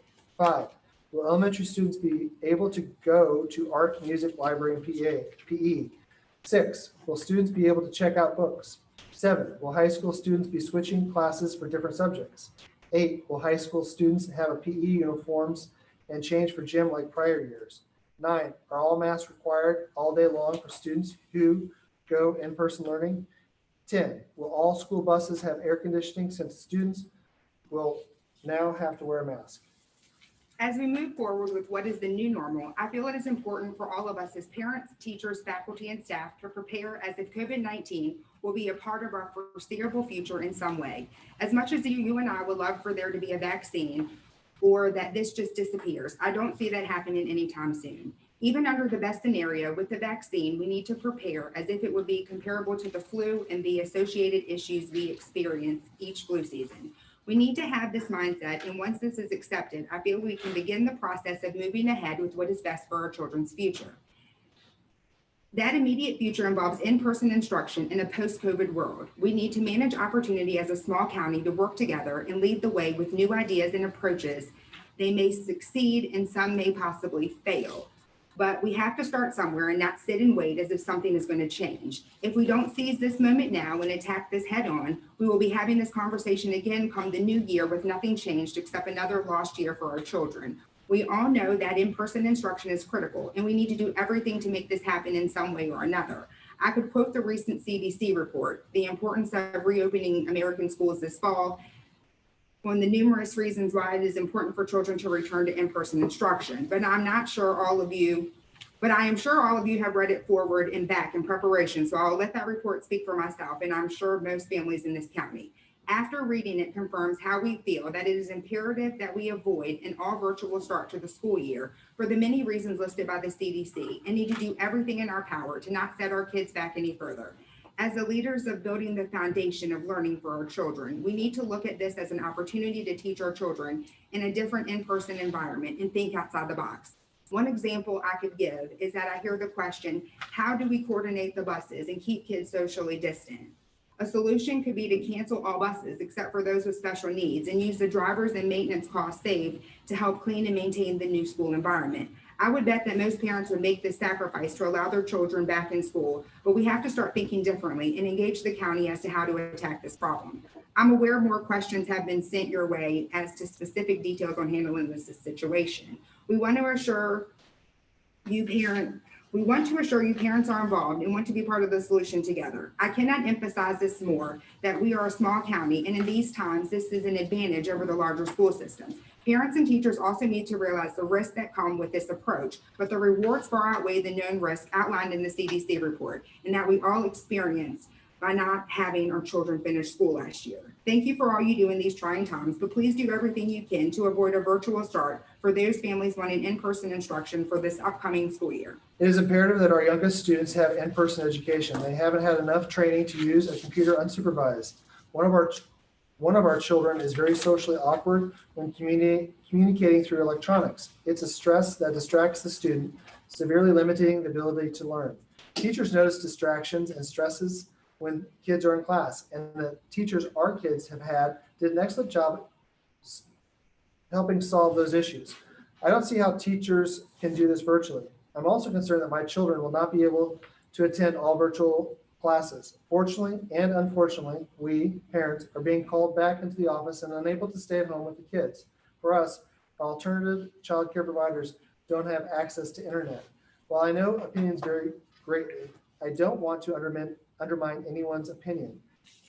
We, my wife and I, and our parents are no more afraid of COVID-19 than we would be any other common virus such as the flu or common cold. We would like to see our kids in school, especially our youngest kids. If schools need help disinfecting and cleaning, we'd be willing to volunteer our time. And I think there's a lot in our community that would too. Please give parents the choice on doing all virtual or whichever the model the county chooses. If we cannot return to school for 5 days a week in person, I would like to do all virtual. This would ensure that my son would have a consistent routine here at home that would ensure structure. I have 3 children in NKCPS, a rising 9th grader, a rising 10th grader, and a rising senior. One of those children has an IEP. Virtual only option is not practical in New Kent County. There are many households, including mine, with very limited access to internet. Considering that I have 3 children that would require internet, it would be impossible to meet the data requirement to support virtual only approach. We both work full-time jobs and cannot go and sit in the parking lot of a business simply so our children can complete schoolwork. That is how children should learn. That is not how children should learn, nor is it a safe practice. My children need to be in school, in the building. My children suffered greatly from not academically, but psychologically and socially since the absence of attending school in March, just as many children have. I am certain that you, as school board members, have done the research and know the statistics of the impact of our children during this time. Considering the options provided to us, I urge the school board to choose the hybrid option for our children until a time when they can resume their normal school routines. I could simply say #Team New Kent, and that be enough to express support of our school administration and school board. You all have been chosen for a reason and are facing quite a challenge, likely the most memorable of your career. So first, thank you. Thank you for your time. Thank you for your sacrifices since March 13th, and thank you for working to make the best of an all-around unpleasant situation. In reading comments online, I can only imagine what will be said this evening. I was not going to comment because that's one voice. However, if not my one, then it could be none. While New Kent certainly has a low instance with respect to non-native English speakers, their presence isn't often advocated for, and any decision for return to learn should consider the impact on this group of learners and families. For many families, school closures means a loss of access to regular meals and snacks, medical care, and a safe place to learn and flourish. Many families won't be able to afford childcare for hybrid or virtual, which means children home alone or loss of income. This tremendous uncertainty and upheaval comes at a time when many immigrant families were already facing hardship. Older children may also have big responsibilities at home, including care for younger siblings, and thus little actual academics. Access to support will be limited for various reasons to a group already so vulnerable. While there isn't a clear answer, I can say virtual is a huge challenge, even in regard to my own situation. It's nearly impossible to effectively educate virtually to students who need undivided instruction and attention with a family at home consisting of a 5th grader, preschooler, and infant. If we do hybrid, my child care provider has decided to homeschool, which leaves me without that service. And since I have an infant, I have no leave to even begin to consider paperwork shared with employees last Thursday. I have faith in the job that you are tasked with, and it is well with my soul having shared my concerns no matter the decision. I will close with this. Laura Ingalls Wilder, author of The Little House on the Prairie, said, "The trouble with organizing a thing is that pretty soon folks get to paying more attention to the organization than to what they're organized for." Thanks for being #Team New Kent during all of this, and for students, staff, and parents. As a full-time working parent, I know I will not be able to provide the best learning environment for my 7-year-old daughter attending NKES. I would love to say I could teach her better as a parent, but I know I cannot. I cannot provide full-time virtual learning to my child, and I'm frustrated for that. However, as a full-time working household, I'm worried on how to provide my child with the time needed to teach her skills and tools that educators went to college for. I cannot provide her with the best education she needs and deserves. I do not want to send my child to school so that I can, quote, have a break, unquote, as some may want, but I need my child to attend school, even part-time, so she can be educated both academically and socially. My daughter is one that struggles at home as she is bored as an only child and needs the interaction of other children and adults.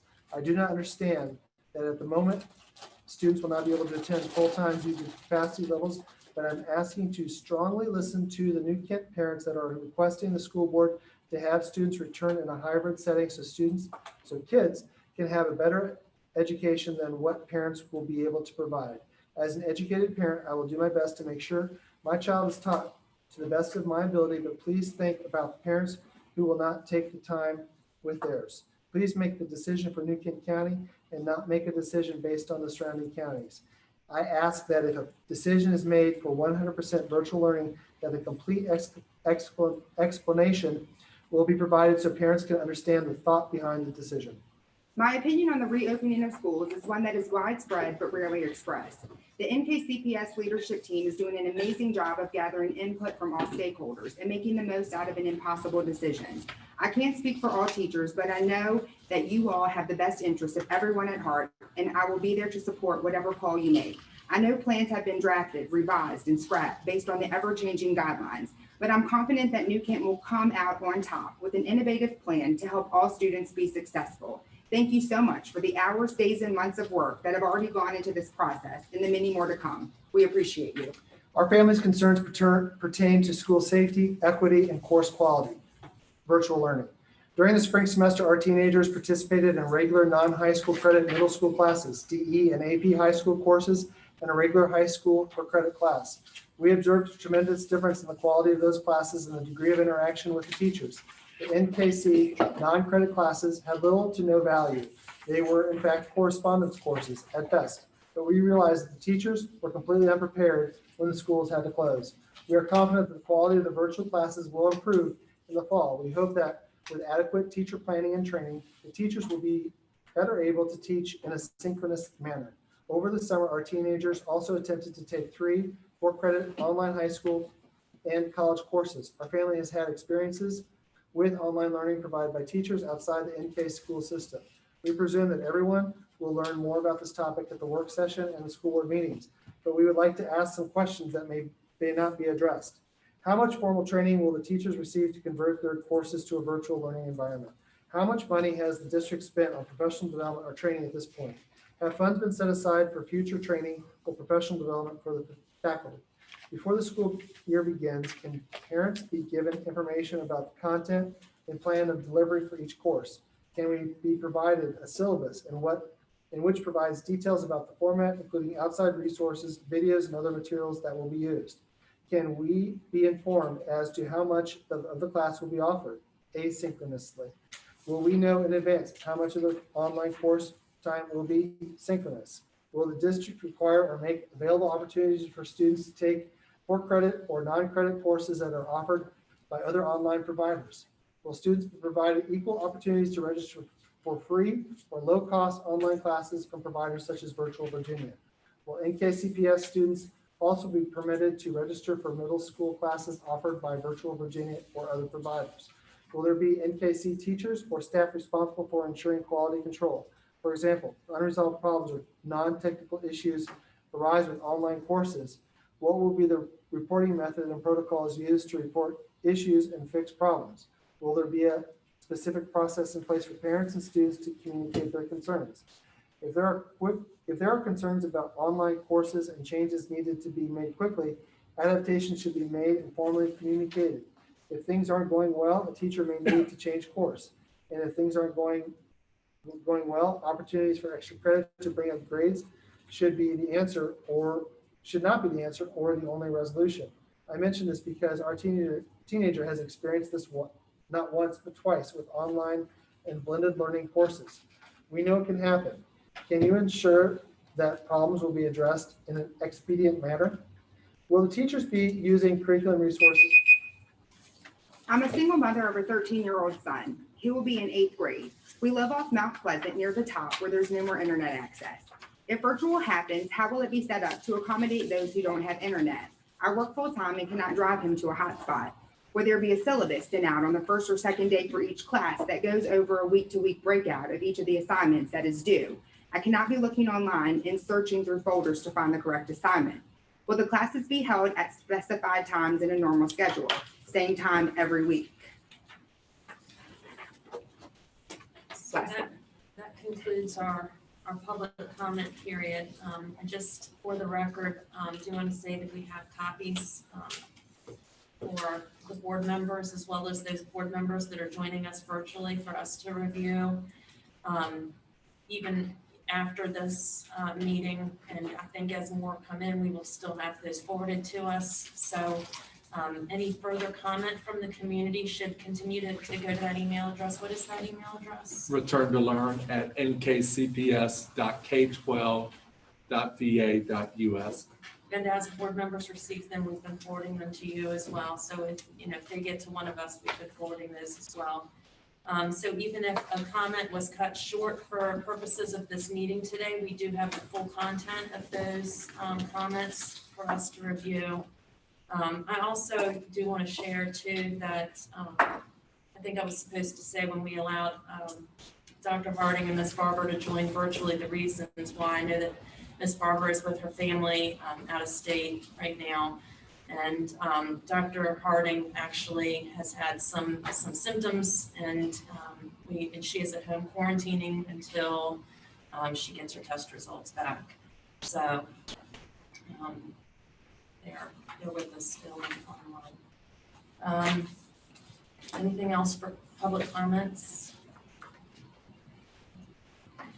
So can you update us, Dr. Nichols, Dr. Bishop, on the return to learn plan updates? Where we're at now? Absolutely. And I too want to thank the public for their comments. You could tell by the variety in the comments how comprehensive and difficult and evolving this problem is. So a wide range of ideas and positions on our return to learn. So I want to take you into a presentation, try to provide a lot more detail. And some of these questions will actually be answered in there. This is a work session, so feel free to ask questions as we move forward. It does say Dr. Bishop and myself, but the entire team is here to work through questions with you.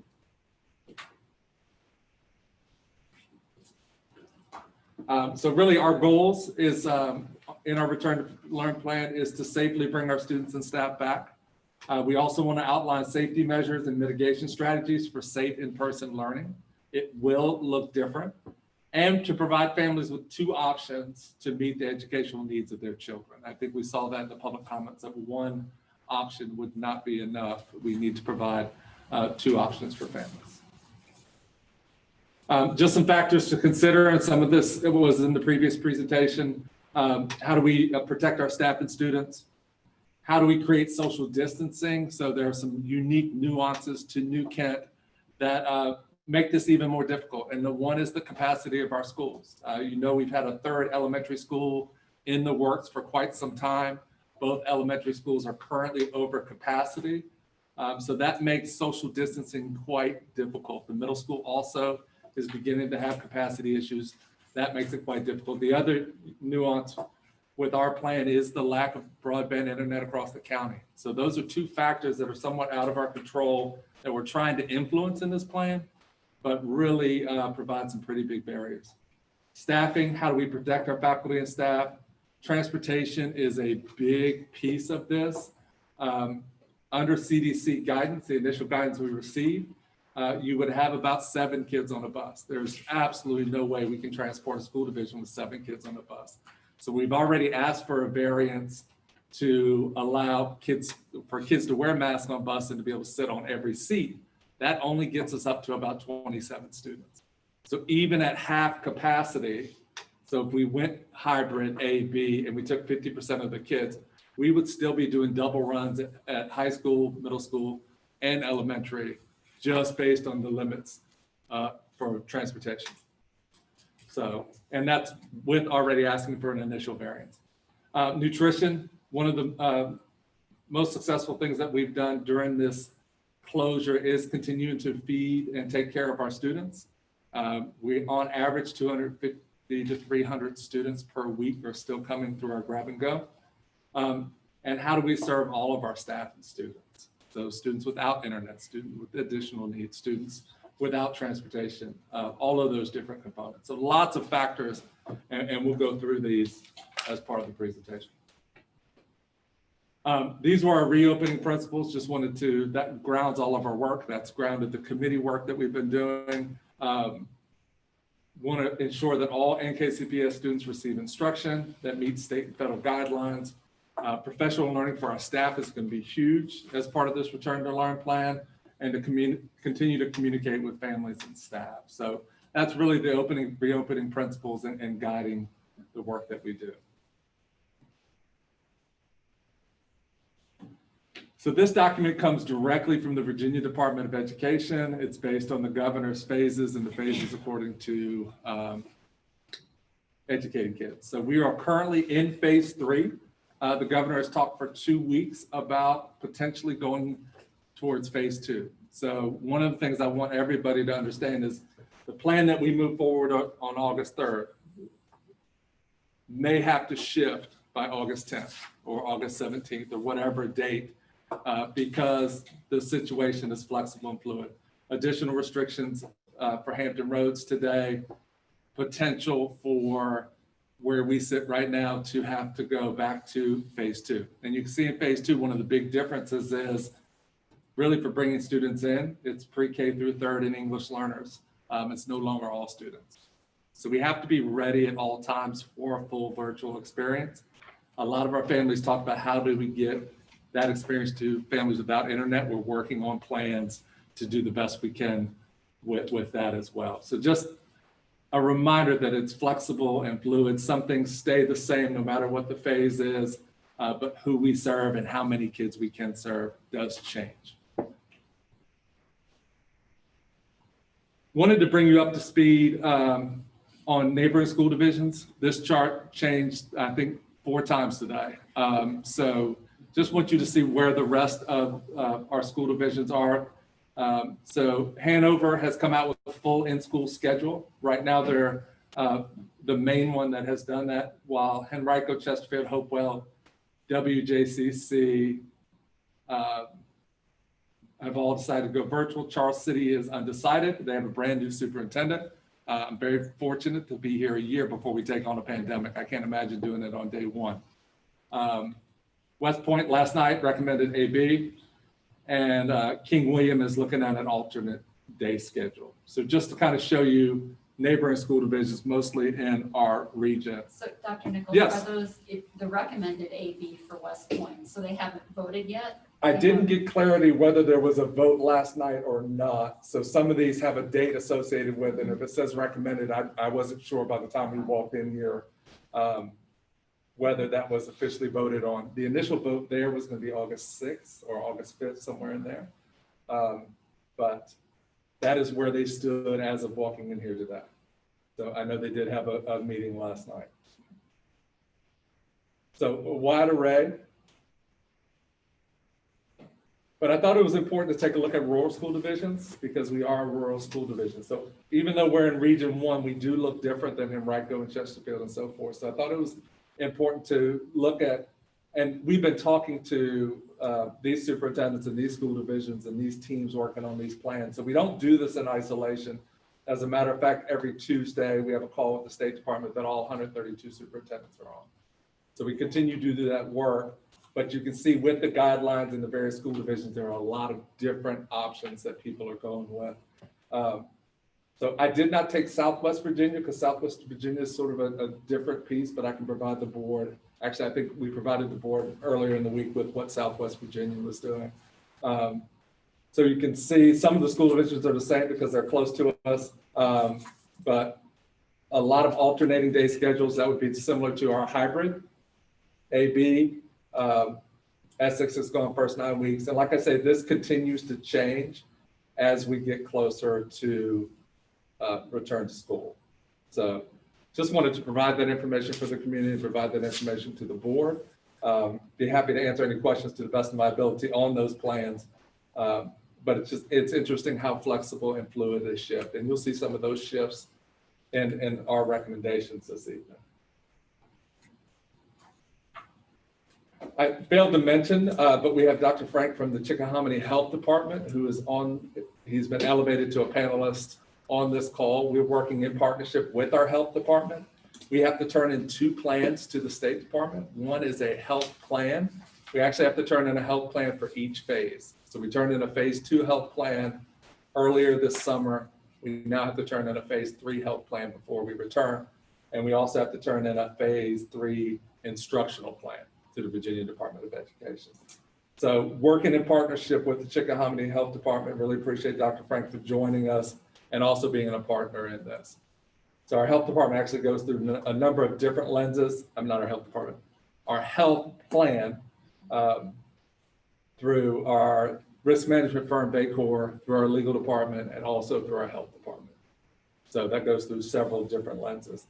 What you have in front of you now is the most up-to-date data as far as total confirmed cases in New Kent specifically. These are New Kent residents, New Kent cases through the Virginia Department of Health website. The Virginia Department of Health is working on a dashboard for health departments in conjunction with schools to look at the risks as far as opening, reopening, closing, and so forth. But that we are a few weeks away from getting that guidance, and we don't have a few weeks to wait to decide on returning to school. So these are just cases, not hospitalizations? Correct. These are positive cases in the county. Actually, as of today, I think it was 111. So we stayed at 36, and I remember Mr. Mead and I talked a few weeks ago. It was 36 was the number for quite some time, and now we're seeing a move up.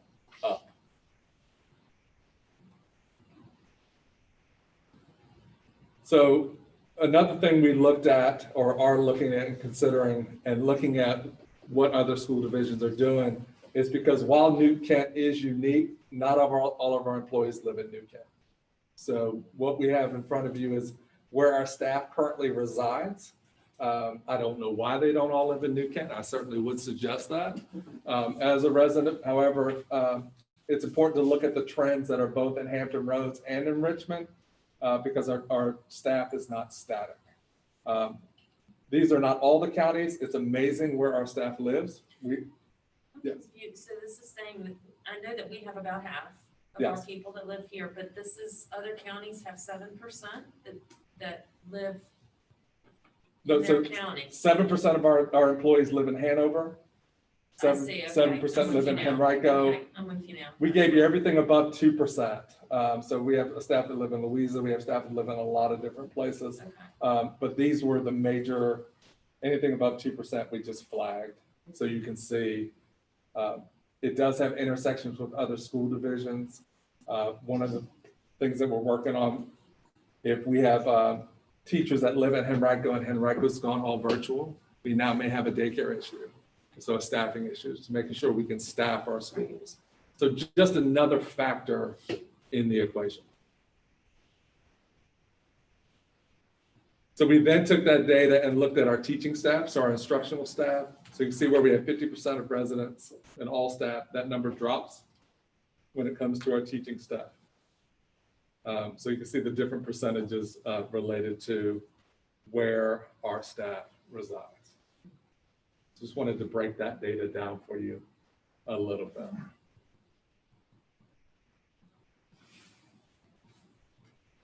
That's really important too, there to see that 44% with New Kent. And then how when the different divisions make changes, like you said today, like 3 or 4 changes this afternoon, then automatically that impacts a lot of our teachers' situations.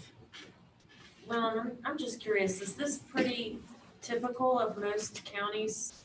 I mean, do most counties have, or do we have an exorbitant amount of people that live within our county that teach here too? Is this pretty typical that you would see in other counties? I think in rural counties where we have some rural counties that are pretty close, you do see, like, we've had teachers that we have hired from, say, West Point or Williamsburg, James City County, and then they've taken some of ours. And so we do see that there is some, pull in different directions. In terms of our overall layout compared to what their layout looks like, I'm not real sure, but I do know that the critical shortage in various areas for teachers has caused us to recruit and expand. Just not seeing the number of teachers per se in New Kent that could fill all of our vacancies.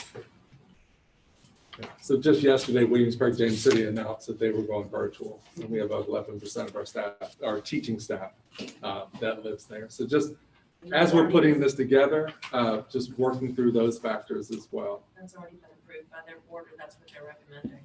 That's what they approved. Is approved? I was looking to our Williamsburg expert on that one, yes. So just to confirm, regardless of which option is chosen in New Kent, if it's full virtual or the hybrid or even full-time in person, teachers are required to report to school. Is that correct? Yes, so and we do have that coming up in a second, but that is, so unlike the emergency teaching of March to June, where we were stay-at-home orders and all those different components, this will be a very different setup to address a number of the questions in there. That even if we had to be a full virtual, let's say we went to phase 1 and had to be full virtual phase 2, that we would still be in buildings because we have control over internet, we have control over resources, we have control over the different components, and it would look different. It would require that. Now in saying that, and we'll get into the employee piece further, there could be exceptions to that. But for the majority of the workforce, under every model, we would be in school in session. So you think the learning experience will be very different now going forward than it was in the spring? Correct. Because in the spring, we were really building it as we went. And this is with professional development in mind for staff knowing that this is part of the work that they're going to be doing. And with a schedule, as you'll see, schedules in place as well.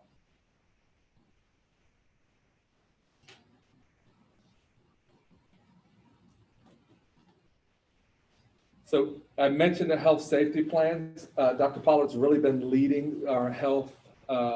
She's become our COVID expert as she oversees the nurses and one of the questions that was not in the public comment, but I just do want to say it publicly, is we're very fortunate to have a nurse at each one of our schools.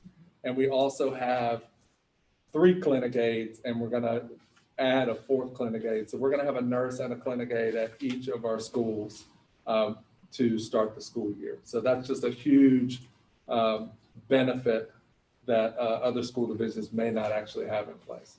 So Dr. Pollard's going to talk a little bit about our health safety plans and some of the work that we're doing. Yeah, I just want to comment. These are the major components that will be shared with you in the phase 3 plan that's going to be presented to the board on August 3rd. Just kind of wanted to share with you some of the things that we're working on. And I heard some of the questions come through tonight from the comments. I think those questions will be answered once the plan is presented about masks and screening and things like that. Over the summer, one of the big things that we had to tweak a little bit as we went through was the daily health screenings. It was pretty easy to do with a small number of children in each building. We had about 100 students across the school division participating in summer programs. And so doing those health screenings was pretty easy. We did find out, however, that some of the younger children didn't really understand the questions. So we had to tweak some things and get parent support for those. And so as we move forward with the fall, depending on the model that the school board selects, we're going to have to look at some of our practices and things like that. We want to make sure that the plan is tight. And so we want to work on it a little bit more. We met virtually with Dr. Frank today, with Ms. Morgan and Dr. Nichols and Dr. Bishop. Got some great feedback from them in terms of what should be in our plan. And we're also working with the principals because we want to make sure that everybody's concerns and suggestions and things are part of that plan.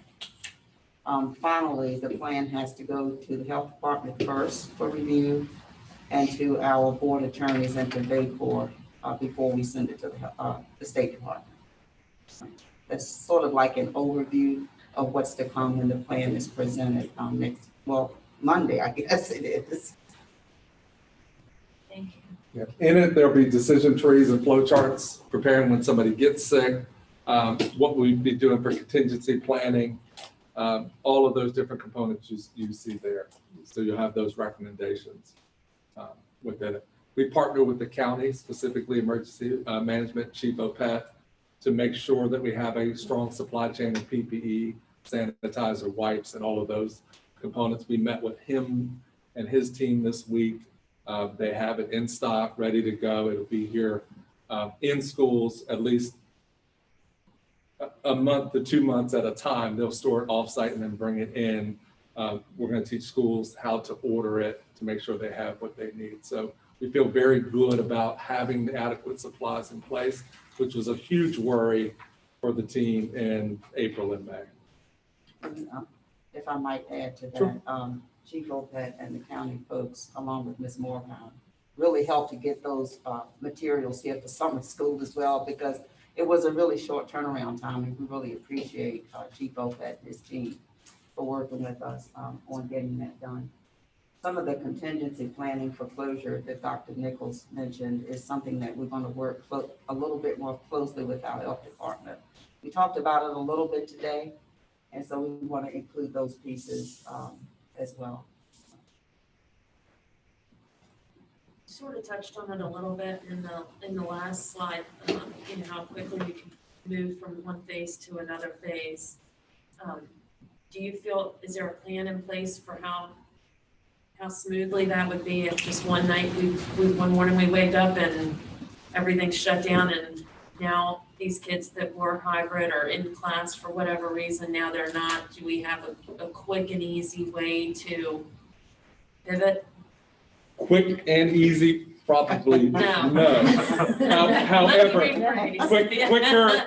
quicker and easier than March 13th? Right. Absolutely. So we have, between the hybrid schedule or the schedule of a school day and the virtual schedule, they are very similar. So we feel we'd be able to pivot on that piece. And really our work behind the scenes with our staff, teachers come back in I think 4 weeks.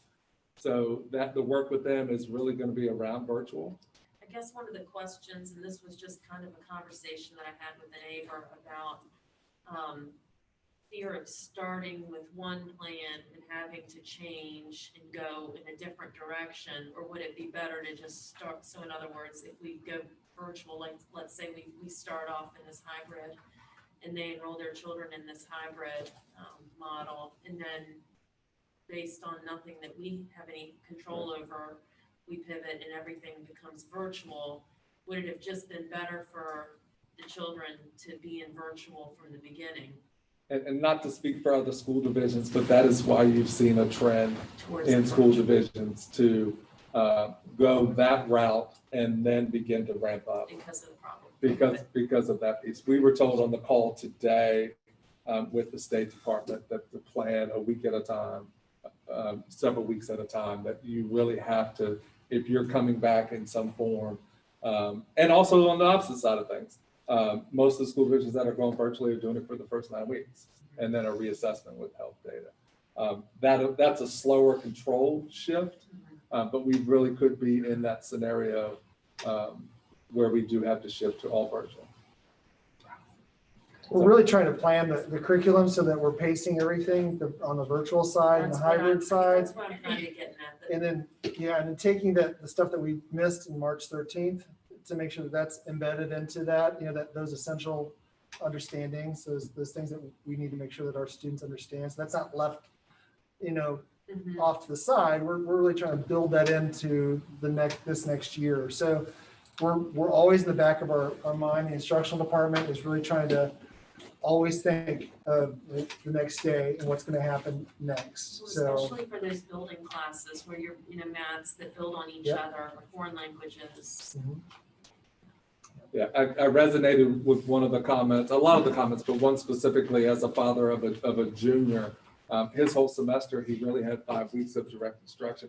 I worry as a parent about some of the gaps in his learning. I worry about him before closure about gaps in his learning, but that's my parent issue. But he took chemistry. Now what does he do next in his sciences, and what are some of those pieces? I mean, the team is really working hard to see how we can fill those gaps in specific subject areas and kind of build that piece. At the elementary level, there'll be a multi-year approach. to work on those gaps. And we're still going to assess in K from 2nd grade to 8th grade with the MAPS score, with the MAPS test, which assesses math and reading, see what that nationally normed data looks like and how it compares to the other students who have had closures too. So we're really trying to keep track of that. And also we have PALs at K1 too. So we're really figuring out where we are, especially at those grade bands. And what that'll allow us to do, so we'll have a baseline in fall, we'll do it again in the spring, and to see how much growth we're making with students and what those gaps remain. One of the things I'm excited about in this planning is what next summer looks like. Like, what can we put together next summer at all levels for kids to fill in gaps, to provide remediation opportunities, and to provide some advancement pieces. So right now we're working on some grants to provide for a fuller learning experience, not a year-round approach, but just options and opportunities for families, hopefully in a much different environment related to COVID-19. To piggyback on what Andrea said with that twist, and even with these parents, whatever we decide to go back, do we have accessibility even for those parents that have already chosen to go virtual, starting, I guess, our prior conversations, 3rd grade and up? Do we have immediate accessibility to Chromebooks that it won't be a problem getting everyone Chromebooks in an expeditious way before the first day of school? There's not going to be like the supply and parents are going to say, well, we don't have any Chromebooks. We do have that plan. I don't know. Yeah, we have already, to students who were in 6 through 12 last year kept their Chromebooks. And we have actually swapped a lot out throughout the late spring and into early summer for students whose Chromebooks broke. We have also taken all Chromebooks at the elementary school. They have come out of the carts and we pulled the chargers out. We're getting them ready to be able to deploy out to students at least down to 3rd grade. If not, we're hoping to get down to kindergarten. So, and those are existing Chromebooks that we have in place. That's not a new cost. Those are Chromebooks that kids were using daily anyway. Pre-pandemic, we were looking at rolling it down to 3rd grade. We've talked about, and we'll work with our teachers and our principals on the best way to do this, but we've talked about the K2 piece and for those students to have those at home, and it's not necessarily something that goes back and forth. So once again, if we have to turn on a dime and go all virtual or whatever the case may be, that we have that in place as well. Because if you're coming into the school, I think there'll be a less reliance on technology because it's your opportunity for face-to-face instruction. So, but we'll work with our staff on that piece. So yes, we'd be ready K-12 with Chromebooks just by repurposing our existing stock. Dr. Nichols? Yes, ma'am. I am looking at the slideshow independently because of my connection. Can you tell me which slide we're on? We are going to, Staff flexibility. Slide 14. we're going to staff, slide 14, Ms. Barber. And what is the heading of that one? Staff flexibility. Staff flexibility. Okay, thank you. Okay, so we want to talk about staff flexibility for a minute, and Cynthia has really been leading this work. There are some new nuances when it comes to COVID-19 related to staff. So wanted her to talk about where we are with that right now. And it really comes back to your question, Ms. Swinford, about being in the buildings and what some of the exceptions would be. So with some of these at-risk indicators up there that you could see, our department has been working with staff with concerns for particular areas that they fit in regarding high risk. And with that, then, what do the mitigating strategies look like? What will we do to help reduce their high risk within? And so those are some, and then there are additional ones as well. But when we're looking at the interactions between some of the staff and listening to some of their concerns, I'm looking at about 28 right now that fit into that kind of an area right there at the very first slide. And then we're looking at, if I take out some of the current retirees, when I look at the age bands for 60 plus, we're approximately at 70 when I take out retirees. But sometimes we do count on some of our retirees after about a month after they've had their break in service, that they can come back and help. So we're looking at some of the areas that then we need to be flexible and offer, teleworking options. And that is the law, correct? I Yes, mean, we have it is. to by law because we are an employer that employs more than what is the number? Yes, 50? more than the 50, Yeah, yes. so- And we do have to offer options, and there are times when then you look at accommodations and things. It's really a case by case, it's individual. And so we've just been having some of those conversations. Some of it is looking at which direction we're leaning and how we will start the year. I will tell you that the concerns began back in March, with just different questions and things. And we have many that are so excited and want to return, even many in these areas of high risk. They want to be back in school, they want to be with the children. At the same time, we also have caregivers. We have parents or teachers with students that have compromising situations as well. So we're looking at our teams, looking at what can we do to show that we have a lot of mitigating strategies in place to help them. What does that look like? Could it be a teleworking option? What does that look like? Could there be a list that are virtual teachers? We've been kind of putting our heads together there to say, who would be successful in this model, and this would allow them. Would we offer a different place in a school setting? What does that look like with an outside entrance, reducing interactions, coming up with as many ways to ensure that they feel that we're listening and that we're kind of mitigating all the risks that we possibly can. Meaning what we say and saying what we mean, things like that, and keeping them safe. The complexities too with the number of different divisions. I was just counting as we were talking, and I was like, wow, I counted like 15 different divisions with people living outside of New Canton, and there are actually a few more, but I wasn't sure exactly where the lines were for the division. But that too is a challenge, that with the instructional needs that we're kind of putting our heads together. And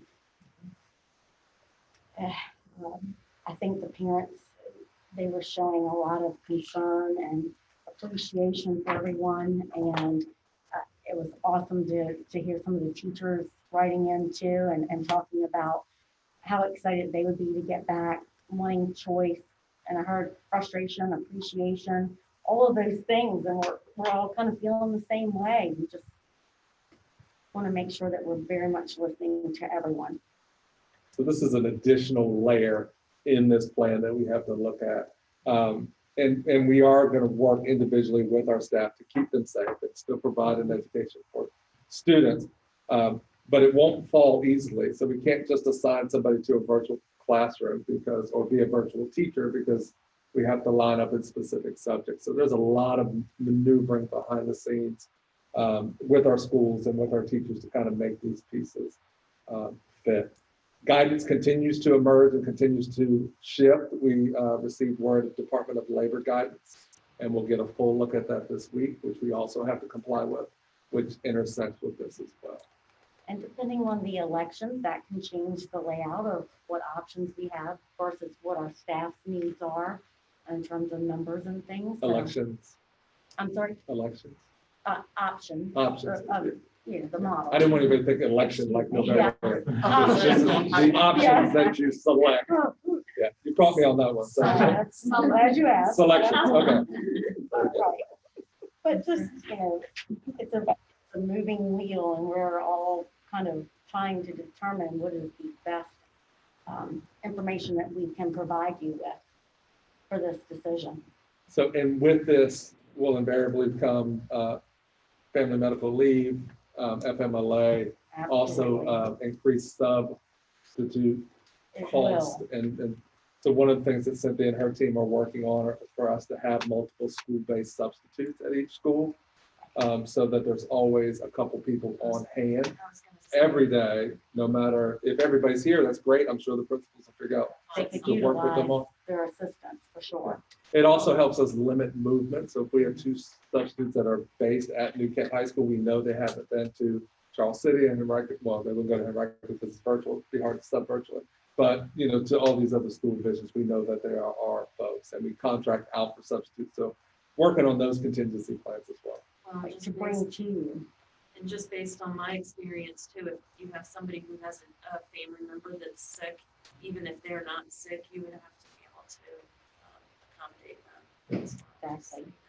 And so again, that will be case by case. And then looking at those numbers, and in the past, when we have been fully operational, we kind of know what that number looks like for the principals and the schools when we start to struggle with subs. So having the 2 per school, if that's approved, would help additionally. But yes, all of those are challenges that we are anticipating.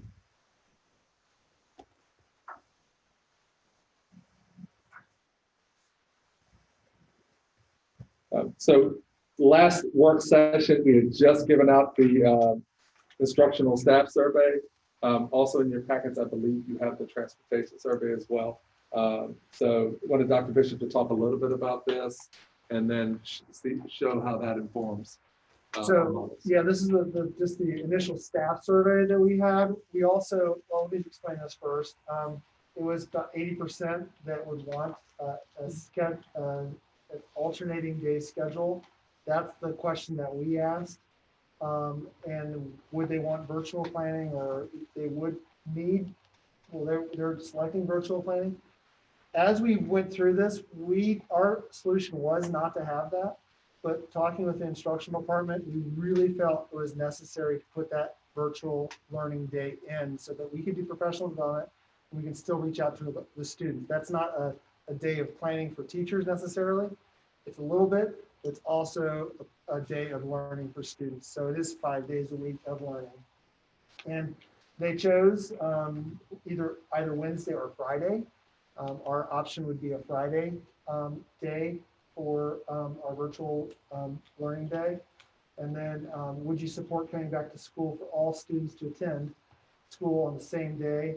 30% said yes, 26% said no, and 44% were not sure. They just needed more information. So with that, we did ask other questions. Good. The first question, and this is all qualitative data. So not only with this, the principals and assistant principals did a great job last week. They did focus groups, they did surveys, whatever they felt needed to get to listen to the teachers. So we have all that data, and we're still compiling that and making sure that we're listening to all the teachers, instructional staff, and also bus drivers and paraprofessionals as well. But these are just kind of word clouds of what they thought about. And you can go through the survey that we have and click on a word and really kind of understand what they're talking about and read through those responses, which we have. So if distance learning continues, what specific systems or structures could be approved upon? You can see that Zoom was a big one. Ross can speak more on the virtual part with what option we'll have for that. And we've been working through the curriculum and the instructional delivery as well. And what ideas would you like to share? Successful school opening, and there's just a lot of different ideas. And again, with the focus groups and the surveys from the high school, middle school, and the elementary schools, we got a lot of good data and have a better understanding of the needs of the teachers instructionally, their fears, what they expect for safety. So that has been powerful. So we're still working through those options. So even on the Zoom calls, we all had breakout rooms so we could speak to just a smaller cohort of teachers. So we're going to talk about the hybrid and the virtual options that we're presenting tonight. The hybrid is alternating days. Students attend school on an A day, and then on the B day, they're at home. And This is not to be confused with A days and B days of past years. So I want to clarify that. We should call them like X and Y. blue and red, or we can do colors or something like that. Yeah. Yeah, you know what I mean? We could shift that So because this is not the high school schedule. This is not an the- AB schedule. Not the high So- school schedule. Not like that question. yes. Right. So, and in that comment and just your comment there, I can see where that, we can change that to be a Red, color. blue, or Yeah. whatever. So alternating days. Yep, yep. We're already making that, like that pivot. And then the virtual, so parents can also choose the virtual option as well. Ross will get more into that. I'll have to kind of tackle the hybrid, but please interrupt and interject as we need to as we go through this. You can see to Ms. Swinford's point, the staff would be on site in both models. So, I just want to comment real quick.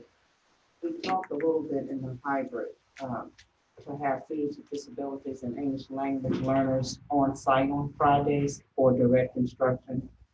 Ross and I talked a little bit more about that this morning, and we're going to get together and just kind of hammer that out some more. I think that will help a lot of students and parents of students with disabilities and English language learners if they had that opportunity to be on site that Friday.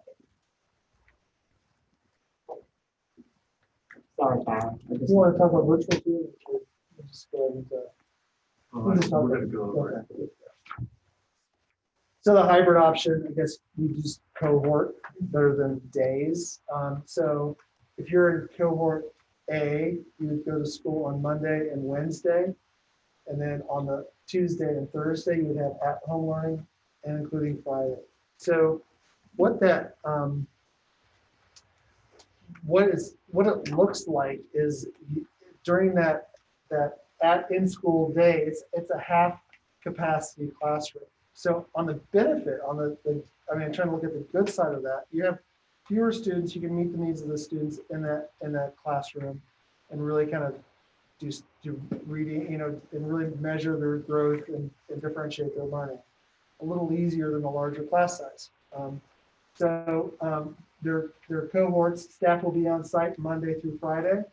And then really important is that we're consistent when we're providing that hybrid model.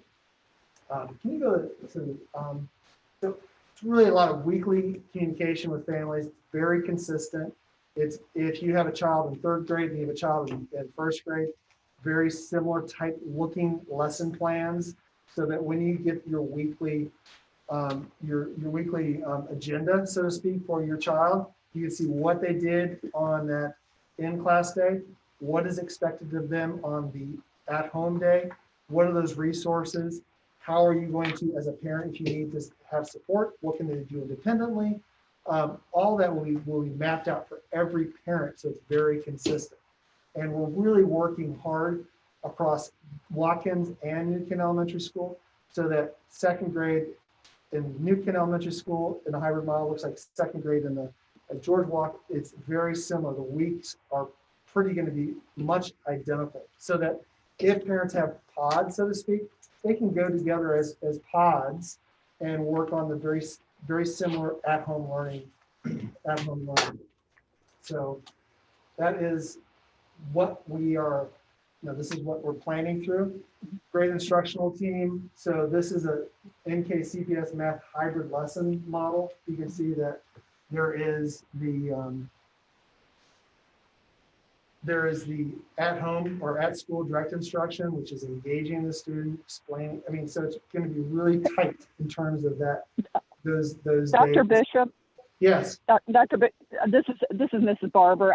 If I could go back to the hybrid model that you showed with cohort A and cohort B.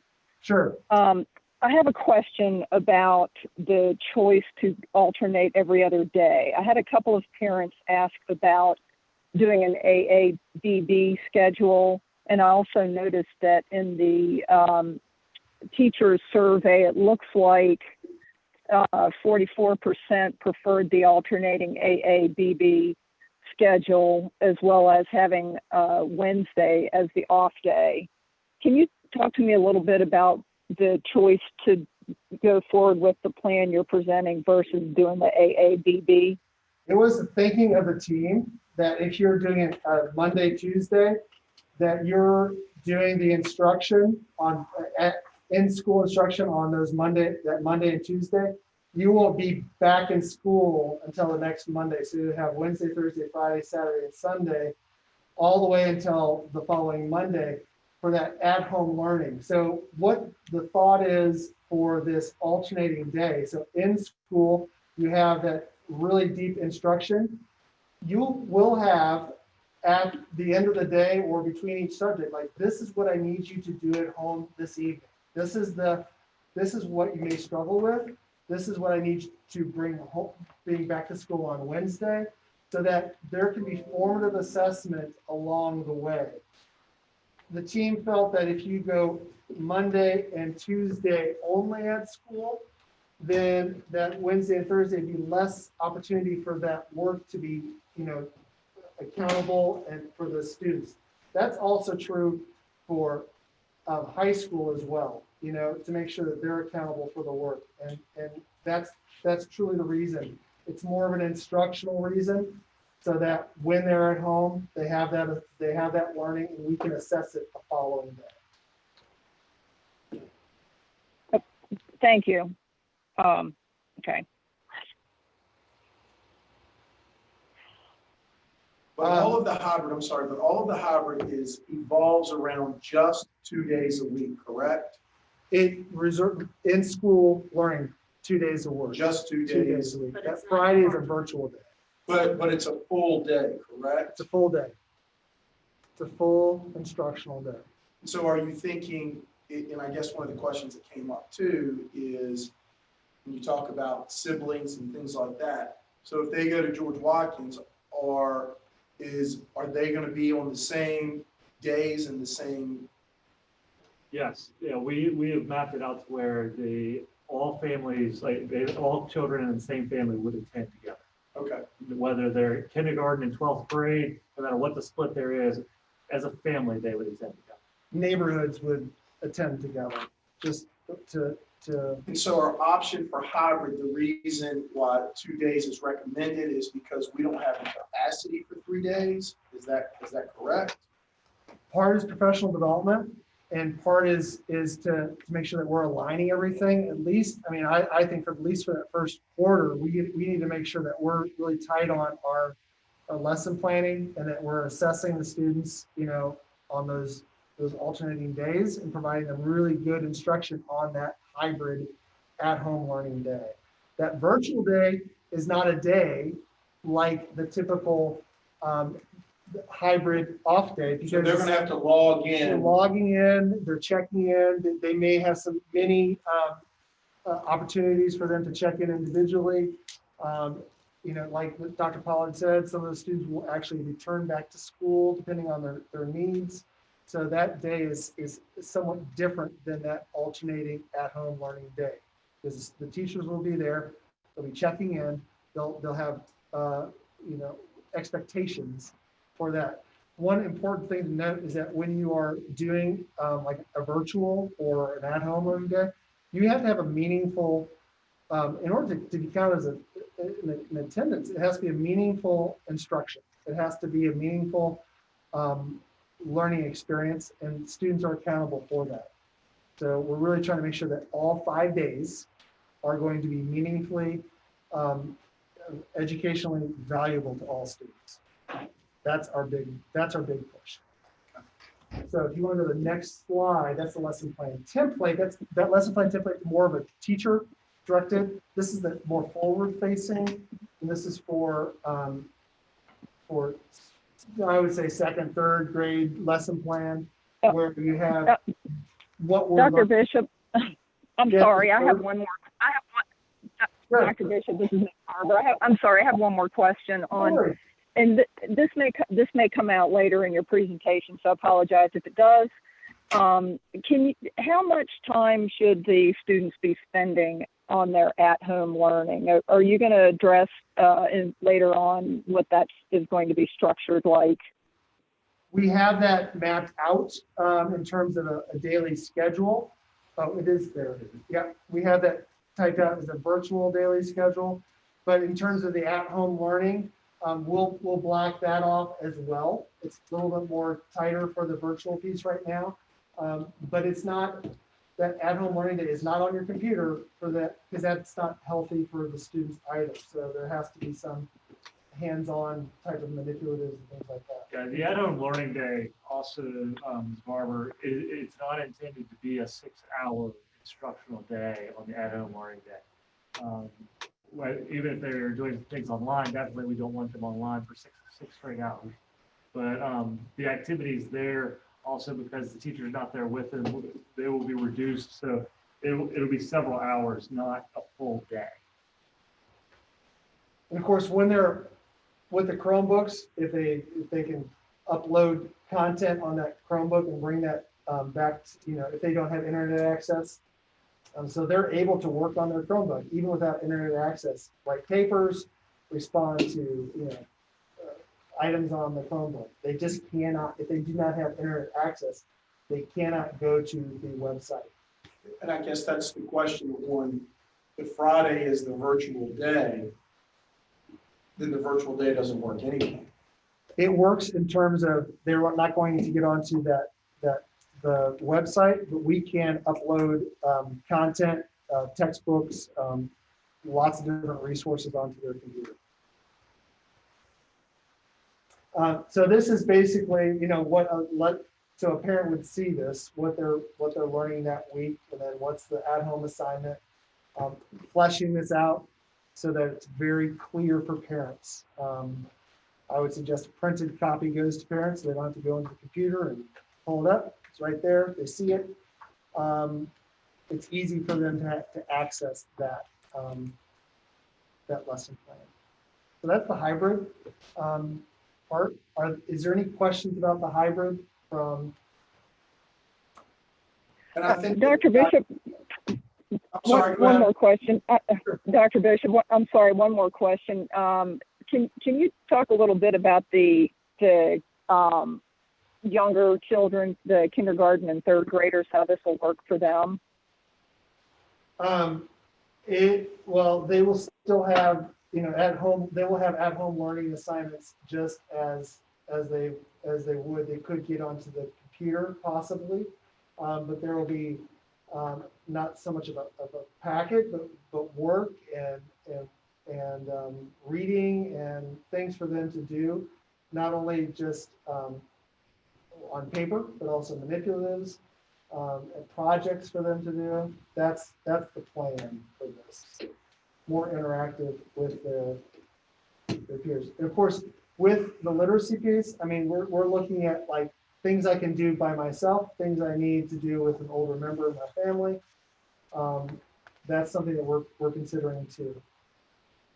Also, we are gauging the amount of work that is being assigned for those days by level. So like a kindergarten through second grade is not going to receive the same amount of work as a 6th through 12th grader, to make sure that they're going to need more support. So they'll have a reduced amount of time that they're going to need to spend working on those days and reduce help. And I believe Dr. Nichols put it in his, that we have the email on in, based on your observation of our facilities, the real reason why 5 days is off the table is basically because of our capacity of elementary schools, correct? Yes, we even at the last work session, the board asked, could we look at 3 feet with a mask? So we went back to our architects and looked at those pieces. It doesn't, in my head, it was going to give you double the amount of spaces, 6 feet down to 3 feet. But the way the rooms are configured and the way they looked at it does not quite give you that piece. So we would need a significant.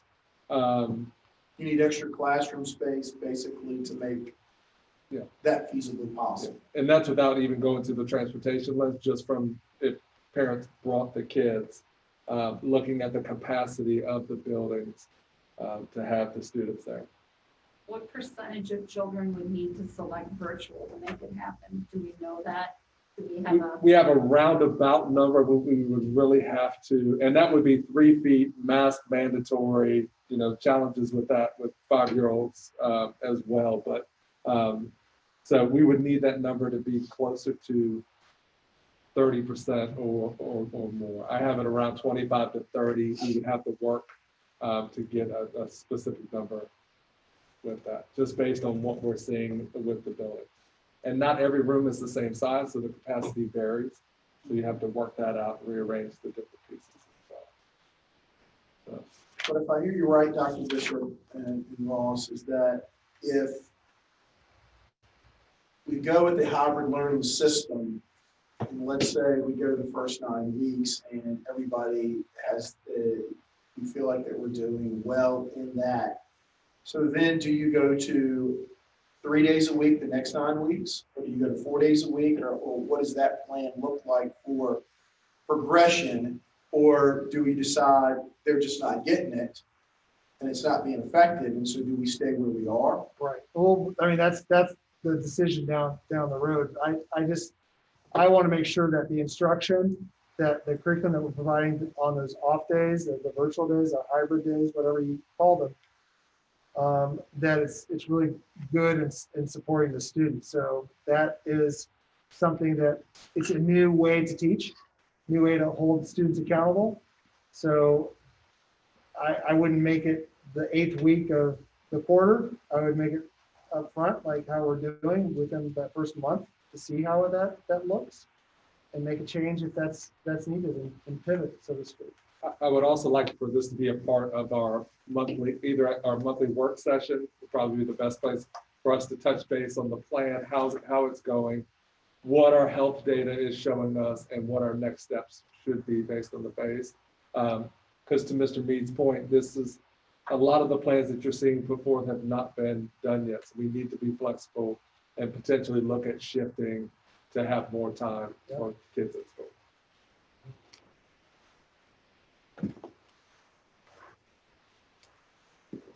So then jumping to the virtual option, it's going to look a little different than what we talked about at the last meeting.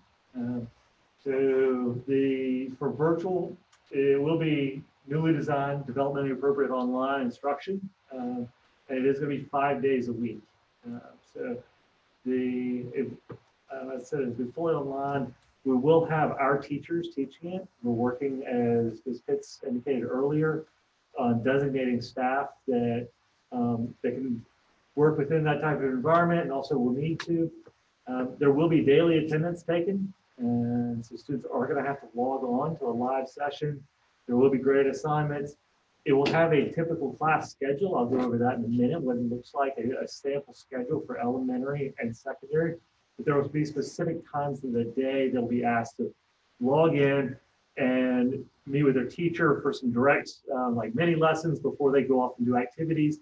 They'll have opportunities to do collaborative activities together, and multiple check-ins within a class period, or opportunities to get back to the teacher, so that there's some direct instruction and then some practice that they're doing on their own as well. So one of the terms you heard last time, we talked more about an asynchronous model. Really felt the need after further discussion that there be more synchronous instruction with some asynchronous activities blended in there as well. Yeah, and so instead of a more self-paced teacher check-in, it's a teacher-led with independent activities instead. So the teachers that are doing the teacher-led, are they also, for the full online, are they also going to be doing in class as well? So at the elementary level, they will not. At the elementary, they will be designated fully online. You'll either be in person or virtual. You will not be doing both. At the middle and high, I've been working with the administrators there on working with the schedule to make sure that there are empty blocks within a teacher's schedule within every subject area, so that they can transition into option or online for one class period as need be throughout the day. So at the middle and high school level, you would have a teacher that teaches in person and virtual, just not at the same time. First block would be in person, second block may be virtual, but it would function within the high school or the middle school schedule. Are we going to be able to give our teachers a good raise for this year? This is a lot. It's a tremendous amount on our administrators and our teachers to pull off meeting the needs of our kids. There is also the potential I believe it's later in here, but there is the potential with some courses that, like if we have most at the high school where there's like 1 or 2 students who need a course and are virtual, where then we may need to lean on Virtual Virginia's teachers. We have certain slots with Virtual Virginia that we can use. And so we may need to lean on them some for those courses because we can't pull those teachers out for 1 or 2 students.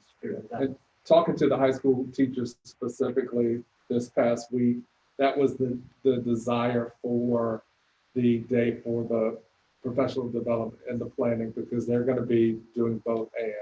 So to have that additional time to support that learning, especially in the first 9 weeks. So it could be a flexible plan, but that's not. So just Yep. teacher Jane Doe is going to teach group A on Mondays and Wednesdays. On Tuesdays and Thursdays, Jane is also teaching group B. Yes. On Fridays, she is doing virtual help with whatever student needs from home. Mhm.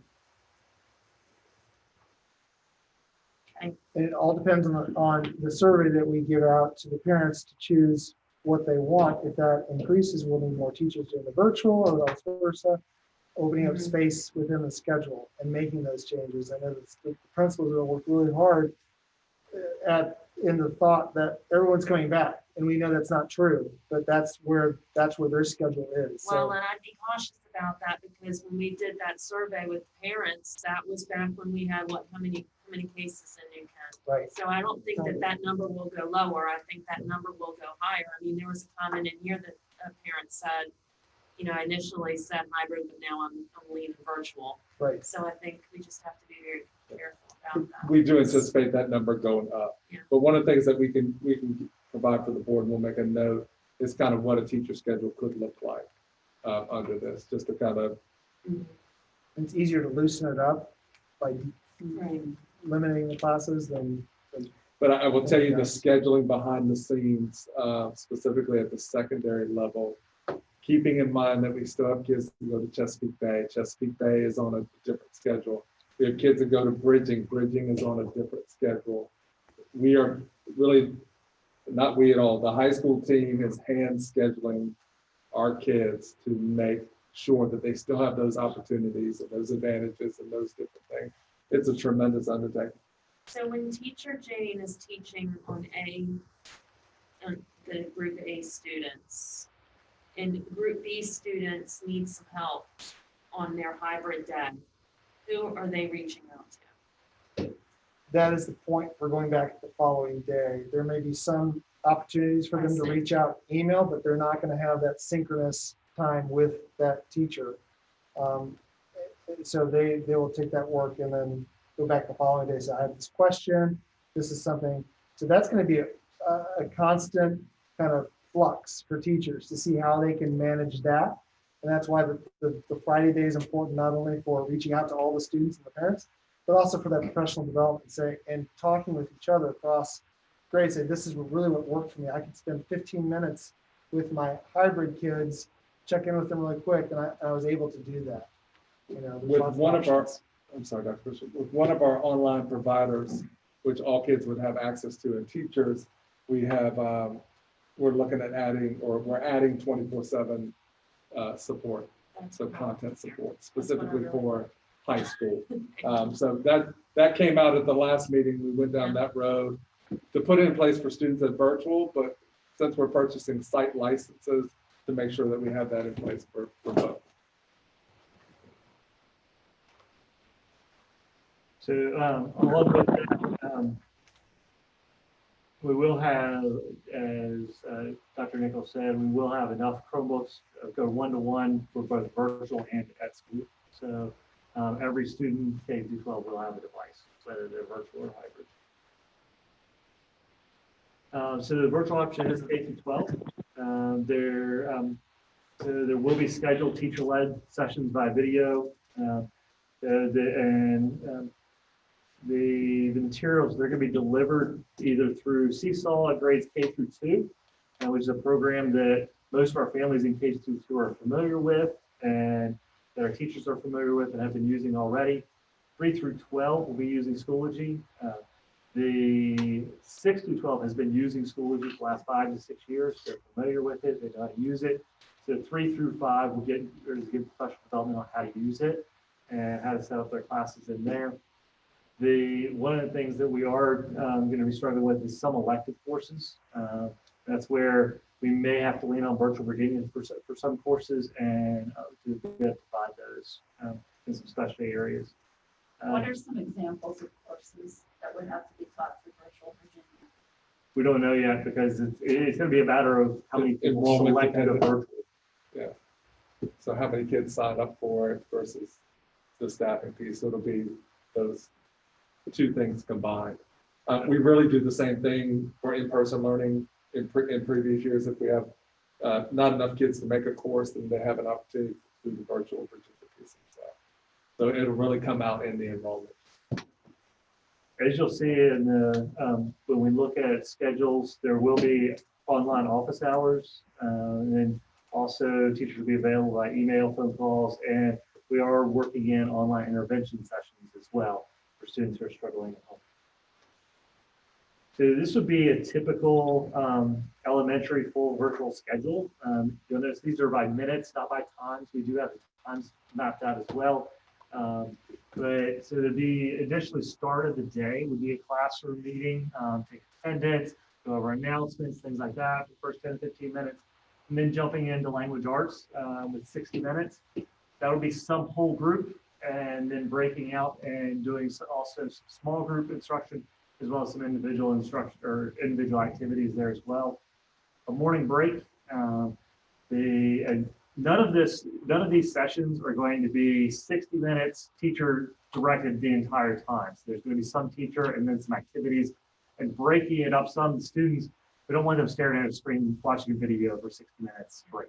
It's just not appropriate. Yeah, even if they're choosing the virtual option, we don't want that to be what they're doing.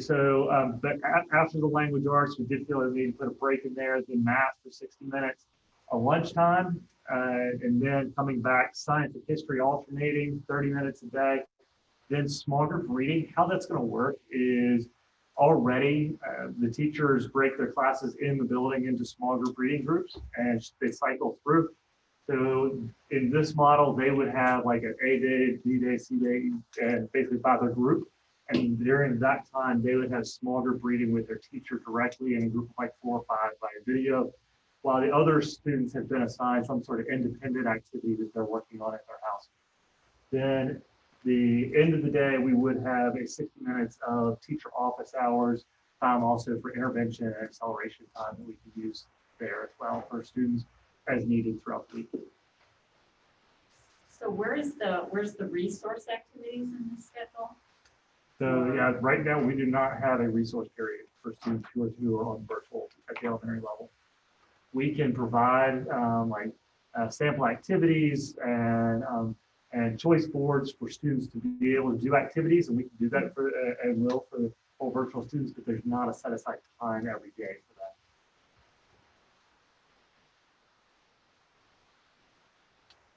So resource teachers will be working, I mean, I don't know, I guess. So resource teachers will be working solely with people in the building.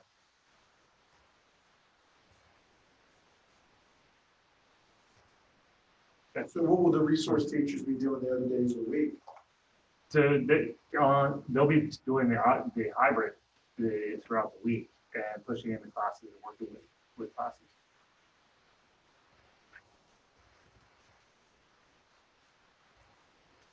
On a secondary schedule, somewhat similar, 60-minute periods, 4 60-minute periods. At middle school, we are working in an elective opportunity for 30 to 60 minutes a day, and then office hours at the end of the day for 60 minutes.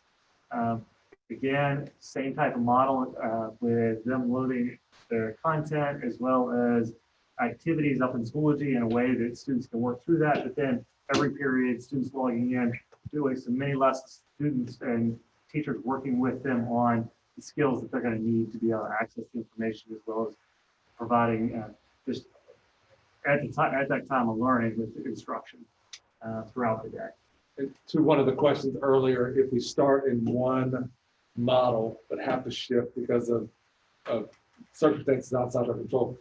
If we were to start hybrid and move virtual, this would be the schedule that we would adopt for Evanston. That allows us not easy, but simpler to pivot into a model. This is for middle school and high school, correct? And The elective at the middle school is really, we have world language, but we have to make sure that our students are, and maybe some other type of elective option as well. So high school kids currently take their 4, so they would just have those 4, whatever was in their schedule.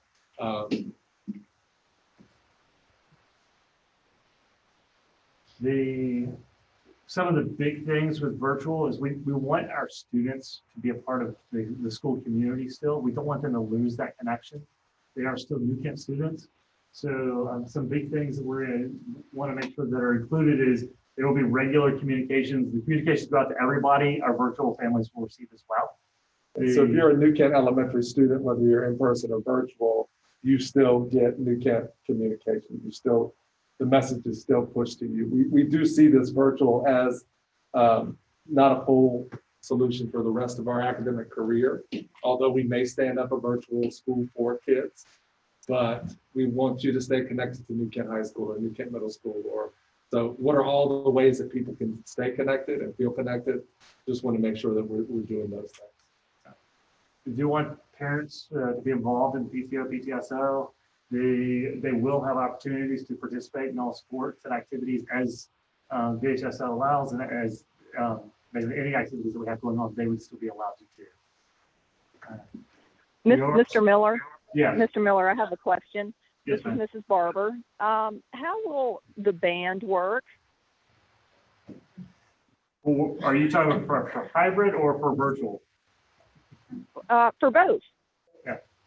So we are working with all the music teachers, band, choir, at both the middle and high school level. We've had meetings already, and we already have another meeting this week to discuss and talk through what does that look like, and coming up with different options there, both everything from mostly musical theory within the classroom and videotaping themselves afterwards, to getting outside as much as possible. And all these options, and all the hybrid options, we are encouraging outside instruction to be going on in classes, not just band and choir, but those especially, as we know that we want students in those classes to be able to sing and play their instruments, but also within a safe manner. So there's different options as far as being able to, a teacher to go over the skills, and then have students while they're at home be able to record themselves, submit that for teacher to see that, and then make comments back on their skills. And one of the things that I know that I worked with a teacher, one of our band teachers last year on, was one of the programs we use is Flipgrid, and a teacher would assign some independent playing. Students would record themselves, and it allows the teacher to then make comments back on that recording to improve those skills. But we are working with those staff specifically because they do have some very unique needs. Thank you. You're welcome. So one clarification. So you're saying this commitment for virtual is for the entire semester, not for the first 9 weeks? It is, yeah, the selection of virtual, we are asking that it be a semester choice for families. And well, I say for students, actually, that's we have it scheduled because we know in some families there will be some students who are going to function better virtually and some that will function better in hybrid. That it's not a family decision; it's down to a student decision. The parents and working with the student what's going to be best for them. And if they choose the hybrid option, we're asking to choose the transportation option so that we know how we're going to transport. It's really important to have that information up front. We have a more pronounced break at the semester, specifically in secondary school. So for continuity of instruction and different components, the semester makes more sense virtually. But with anything, we're going to work individually with families. There could be circumstances beyond control that we need to work through. Will the middle school operate in semesters similarly to the way the high school does? They'll be year-long classes, but they can break at the semester. It's why it's important to keep our instruction very similar as they're going through this. And that's also why it's important that our teachers be doing the instruction. It's so that they know where where they need the students to be at different points throughout the year, whether they're virtual or hybrid, and they can stay on a similar pacing to make sure that the student at semester can pivot back if needed. And if we go full virtual, Yeah. we're in hybrid model, we're full virtual, we can go back and work on that. Some assessments will require at some point to be on site. These students are still going to have to take SOL tests. I'm assuming that we're giving them for all students. So we will have to at that point bring them in and have them take SOLs. There's the possibility of like at the time of summatives that they may have to come in to do just like exams or whatever. But most assessments will be at home, but then some on site. And we work with those families to make sure it's done in a safe manner, isolation, and whatever the components are that make them want to go virtual to make them as comfortable as possible. We are very hopeful, and I'm definitely campaigning that there are not SOL assessments this year. That is a federal requirement. So from the state level, they've made it known that they'll make a waiver as far as accreditation, that they do not count for accreditation. But we're not as confident at the federal level that they won't require us to take that. And if we do that, we are not given the authority to do that offsite. So in talking about the virtual, especially for the middle school and high school, one of the parents asked me this about the protection of the content. And a couple of teachers have expressed this as well. If you're teaching a subject, and I'll just use math, for example, and they're taking a test, what prevents a student from screenshotting that question and sending it to his friend to get the answer? Or for whatever reason, he can't take that test today, the other class is taking it, and he talks to his friends, what were the questions on the test? And so how do we somehow protect against, because my understanding is that happened more than we think it happened in the spring when they had questions. Everybody was screenshotting and sending it to all their friends to get the answers. And then that's how they were doing their tests. Because we're talking about a lot of middle schoolers and high schoolers that are at home because of provisions. So That's a great question. And so one of the parts of that is shifting the way we do assessments and not relying solely on multiple choice and even short answer, but looking more at performance tasks of students having to develop a product that's much more recognizable if the same student submits the same product for assignment. There'll be much more of that. And we don't want our students sitting taking a test very, very regularly. Even in our hybrid model, we are mostly going to be working with our teachers on developing assessments that are more authentic and more performance-based and less them sitting there just taking a traditional test. yeah, I would think that the only exception to that is something like math, where it is formula-based and it's answer-based. I mean, you can't make up you can do a word problem, you do all that, but it's a formula you have to follow that has to have an answer to it. And I mean, and my point to it, there's no easy way that we can protect ourselves from that not happening to some degree. And what the parents have communicated to me is that their biggest concern is math, because that will, for most students in the middle school, high school level, it seems to be the most challenging. So they will reach out more than probably history or English or science or something of that nature. Even within math, there are still ways to design performance assessments to where you can get an idea, can a student do this math and do it in a way that is real world and is going to be the way they're going to have to do it once they graduate. And so that's what we're going to be working with our teachers to provide is, yeah, they may take some short quizzes and stuff that may fall into that type of scenario, but then they're also going to have to prove themselves in real world scenarios that they're not going to be able to just send a snapshot to somebody that's not going to be extremely noticeable by the teacher. Okay, well, that's the exact same scenario as this person just submitted. There's no way that they worked on that independently. Another option working with our teachers to come up with controls, and they deal with that some in the classroom when all kids are there already, is multiple versions of the same assessment, different questions, test A, test B, test, kind of like when you're taking a test in a big group, we all have different or now I'm showing my age, different versions of the SAT. when I take the paper. But, so we can work on those controls, but you're right, that is something that will be a new nuance. And as Dr. Nichols mentioned earlier, we, with both these models, we are going to need to make sure that we have adequate technology resources and curriculum for our teachers to be pulling from. So we are beefing that up some as we move towards the new year for both groups to make sure that they have adequate supplies and materials to pull from.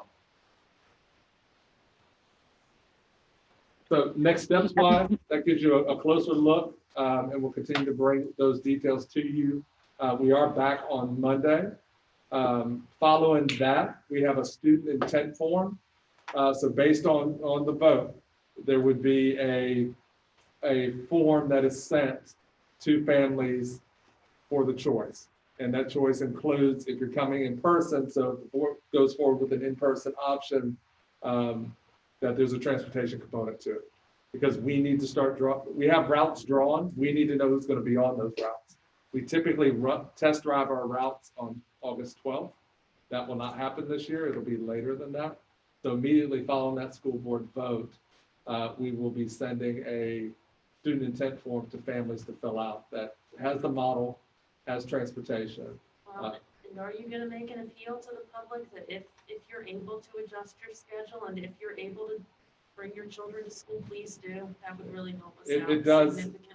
I met with our transportation department before we started this meeting. We were just going route by route and where we see some of the biggest issues. I think that our community will respond to that. I think so too. Believe that they will. One of my biggest learnings coming here with how many people already transport their kids each day. So speaking of that, having more families transport, we're working with Sergeant Jenkins from the Sheriff's Department on routes and flow and different components like that, because we know that will be a challenge. We work with the elementary principals in particular and high school and middle school too, just to make sure it's really easy for parents to drop off and pick up.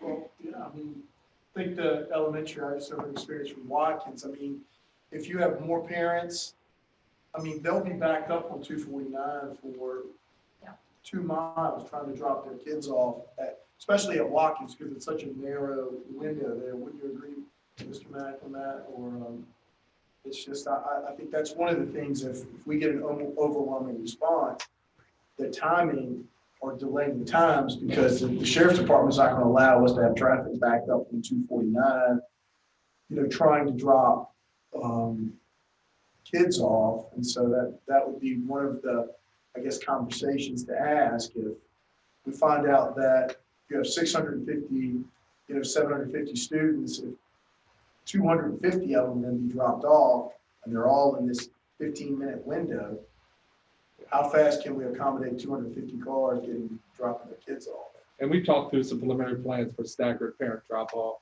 I know it's not perfect, but so if your family comes at 7:20, you're the 7:20 wave, and then we have a 7. Trying some of those pieces as well. But you're right, especially you have a little more room here with Egypt and so forth, but 249 is up. So a lot of work our instructional team has put together, professional development with a logo and everything. Press on, just keep moving forward, keep marching. Teacher planning, our teachers are going to be critical in this, and our teachers are amazing. I think that was reflected over and over again in these comments. Back to school scheduling, how do we handle orientations? How do we handle all of those pieces? How do we make sure we still connect with families? And then another big piece, and this will be done by next week, is the phase 3 health plan and making sure that we have eyes on that. We want to make sure that we're keeping our staff and students safe, mitigating risk. So we want as many eyes to look at that as possible. We're not medical experts, but we do have medical experts that we rely on. So those are some of the big next steps in between now and moving forward. So, you guys asked a number of questions during and got a lot of feedback with the public comments. Be happy to answer any additional questions you have at this time or additional things that you would like to see for the August 3rd meeting. I would like, Dr. Nichols? Yes, Oh, ma'am. I'm sorry. Could you talk a little bit about what is available for people with little or no internet service? Yeah, so we're working in partnership with the county and our technology team, several continuation projects that we started in March. So the biggest is pushing out 10 more Wi-Fi hotspots into the community where we do not currently have that Wi-Fi availability. So we're working on ordering those and putting those together. We also are ordering mobile hotspots for families that need them. We just had a conversation earlier this week about potentially needing more of those. So really trying to wrap around our families and support them. My biggest worry, Ms. Barber, there are parts in the county, and I think about Old Church Road, where there's no cell service at all. And that's where we're at a loss when it comes to reaching our families. But we are working on some creative solutions, like we do grab and go meals, that there could be grab and go technology components that would have lessons and things. And really just thinking creatively about reaching our families. If we were to have to force to go all virtual, we want to, protect our staff and keep our staff employed. So could our bus drivers, take things into the community? Could we be creative with our nutrition workers and so forth? So could we do more outreach than we're doing right now and utilizing employees that we currently have? So those are a few things that we're doing, Ms. Barber. It will not reach 100% without broadband and infrastructure, but we can significantly try to close the gap. Thank you. You're welcome. I sort of would like to hear from the principals and assistant principals, if you all don't mind sharing your thoughts about what keeps you up at night and what you're thinking about. And we'd like to welcome Ms. Strickland. This is Yes, a great first meeting to start with us. I think I'll go first, and what keeps me up at night mainly is John, you come close. what keeps me up at night, in our summer programs, we've already had not confirmed cases, but suspected cases. And it just starts. I'm sort afraid of the a- microphone's not going to hear you. It starts sort of a chain of where, everybody's trying to put things in place and we're getting information as quick as we can from the health department, and we're calling Diane more than she ever wants. But it's, we're kind of we're going through this really unaware, and the nurses are doing a great job. But the other day we had a suspected case on one of our first days, and it took 2 administrators, I call Kelly, that's 3 administrators and 2 nurses over an hour just to figure out one thing. And so that's the health, the safety bothers me. I mean, the hybrid, we can come back and do it. They don't want me in on the virtual, but I'll do my best. But Russ and I have been talking about our classrooms, resource, cafeteria. I mean, the planning on that's already going on. And I feel confident if the kids come back, we can do our best to make that work. What we're all unsure of, I think, is just the medical piece. I think that is a great point, John. It keeps us up at night as well, because when you bring back density, so even if we come at half capacity, we're going to have a lot of moving parts. So we know the potential for a suspected case or a confirmed case, or shutting down a classroom, shutting down a school, working with the health department on contact tracing and those components. That is all brand new territory for us. And we're fortunate to have a nurse on staff. We put forward a lead nurse stipend so that we can have a lead working in conjunction with Dr. Pollard. But that does take just the situation John was talking about. Took a lot of time, energy, and effort, and we only have 100 people in session right now. So our bench is not deep, our team is not large, but we have the same responsibility to keep people safe as other places. I don't know what keeps the rest of the folks up. I'll just echo a lot of what John said. We're very similar to high school. We've had a couple of suspected exposures and cases here in the population we have in our building now. And it's exactly the same situation. I mean, we're used to making adjustments in instruction and logistics, but the health piece is not something that we're used to. The other piece is like a Rubik's Cube. And you think you've solved one problem, but it opens up Pandora's box of other problems. So, it'll be interesting. Yeah, Mr. Patrick and I had a conversation just today, and he's telling me the story. I'm like, oh, great, perfect. And then he tells me another part. I'm like, oh no, we got. And then so I mean, it's just those. We'll get good at it, but it's not something that any of us have worked with, and even in conjunction with the health department and Dr. Frank, it's something we will work through together because it's not something they've done either. And it's when the middle school was the same thing again. We're concerned a lot. I have fragile. I'm gonna take my mouse down just a quick 5 second check. We have some fragile staff members who are very, very dedicated to profession and educating our students, and they will come no matter what. But as the administrator of the building, it's my responsibility to sometimes have this tough conversations about, your health is the first and foremost, and your safety is the first and foremost.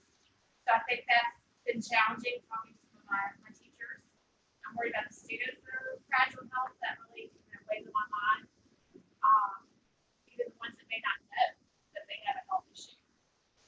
So again, I think I echo what my colleagues feel as well, is that it's just the health and safety. And I'd like to go one brief addendum, I guess. This is John. In our building, we have pre-K, we have multi-able, handicap, we have the autism. And a lot of those kids have some pretty fragile conditions as well. And I know that's the parent's choice, but it also, if they do come, it's our responsibility. And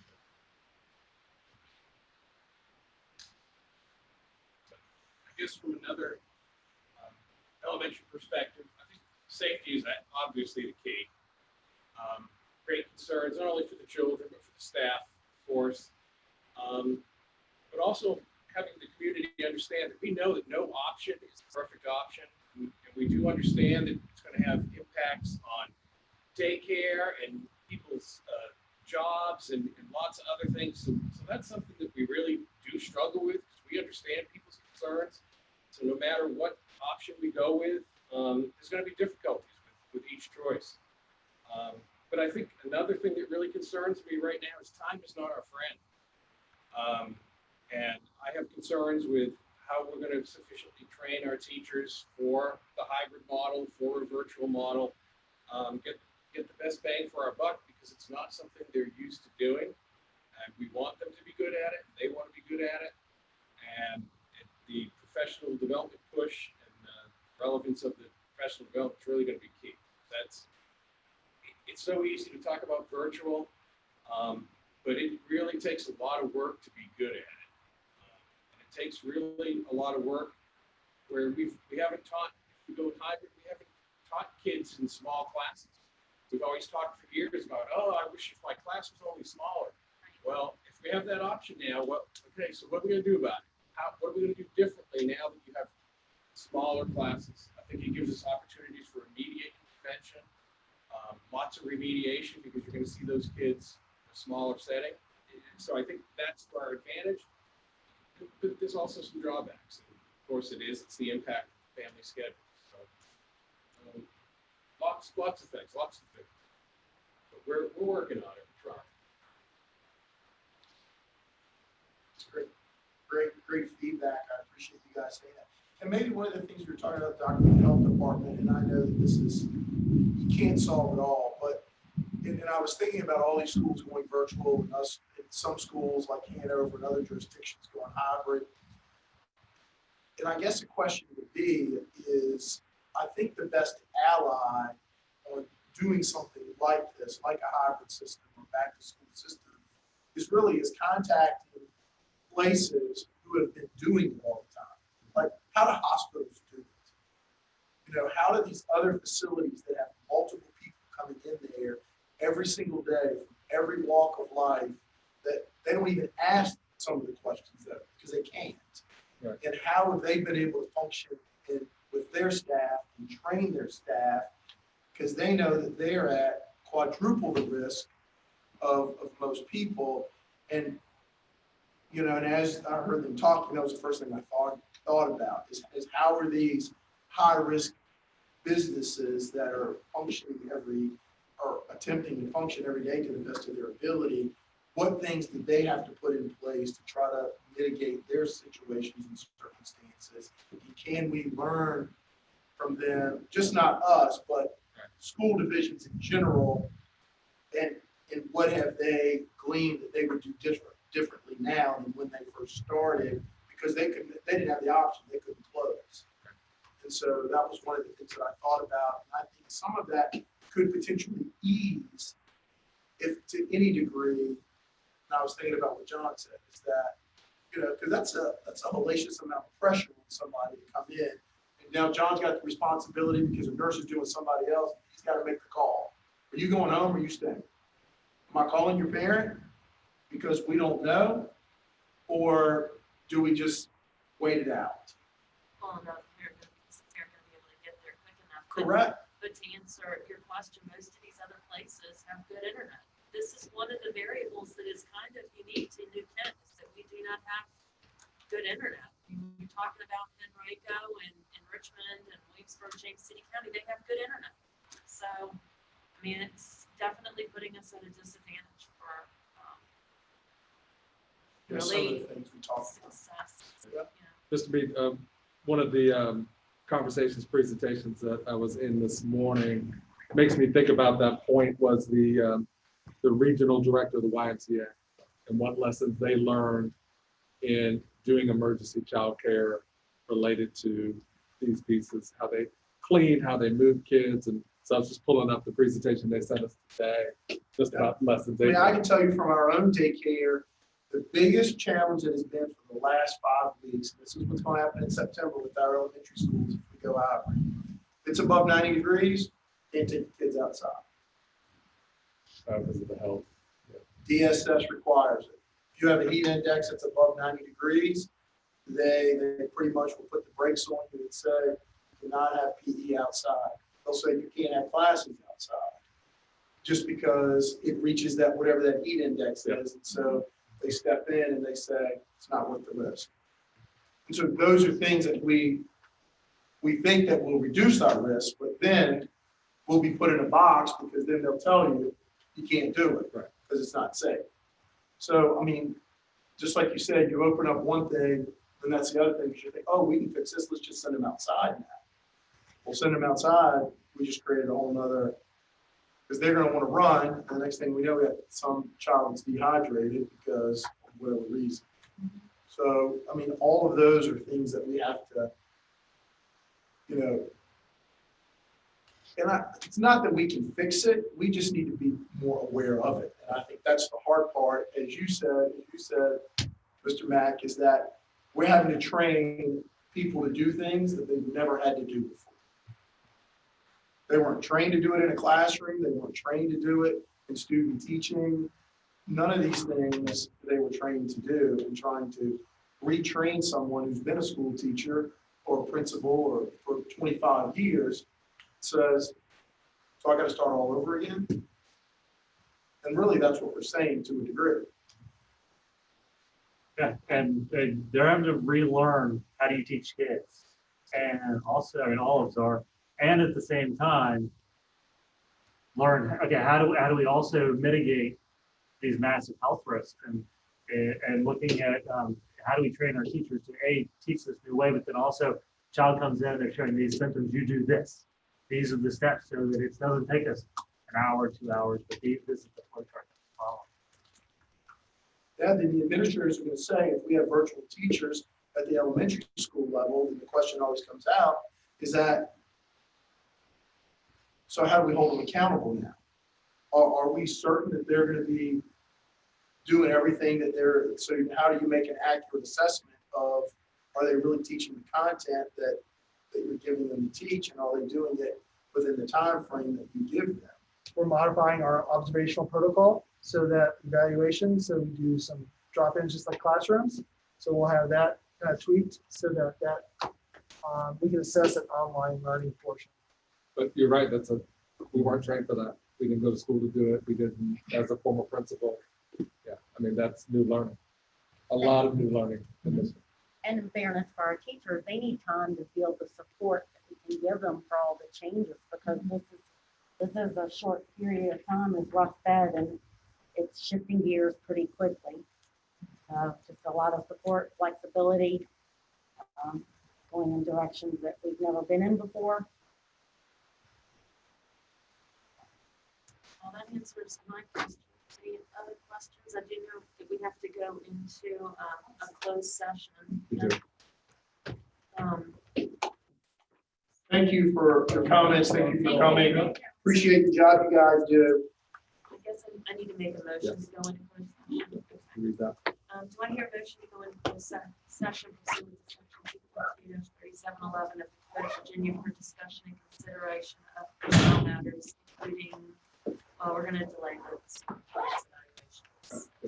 Okay. Personnel matters. Make a motion, we go into closed session. I second. All those in favor? She wants to take us out.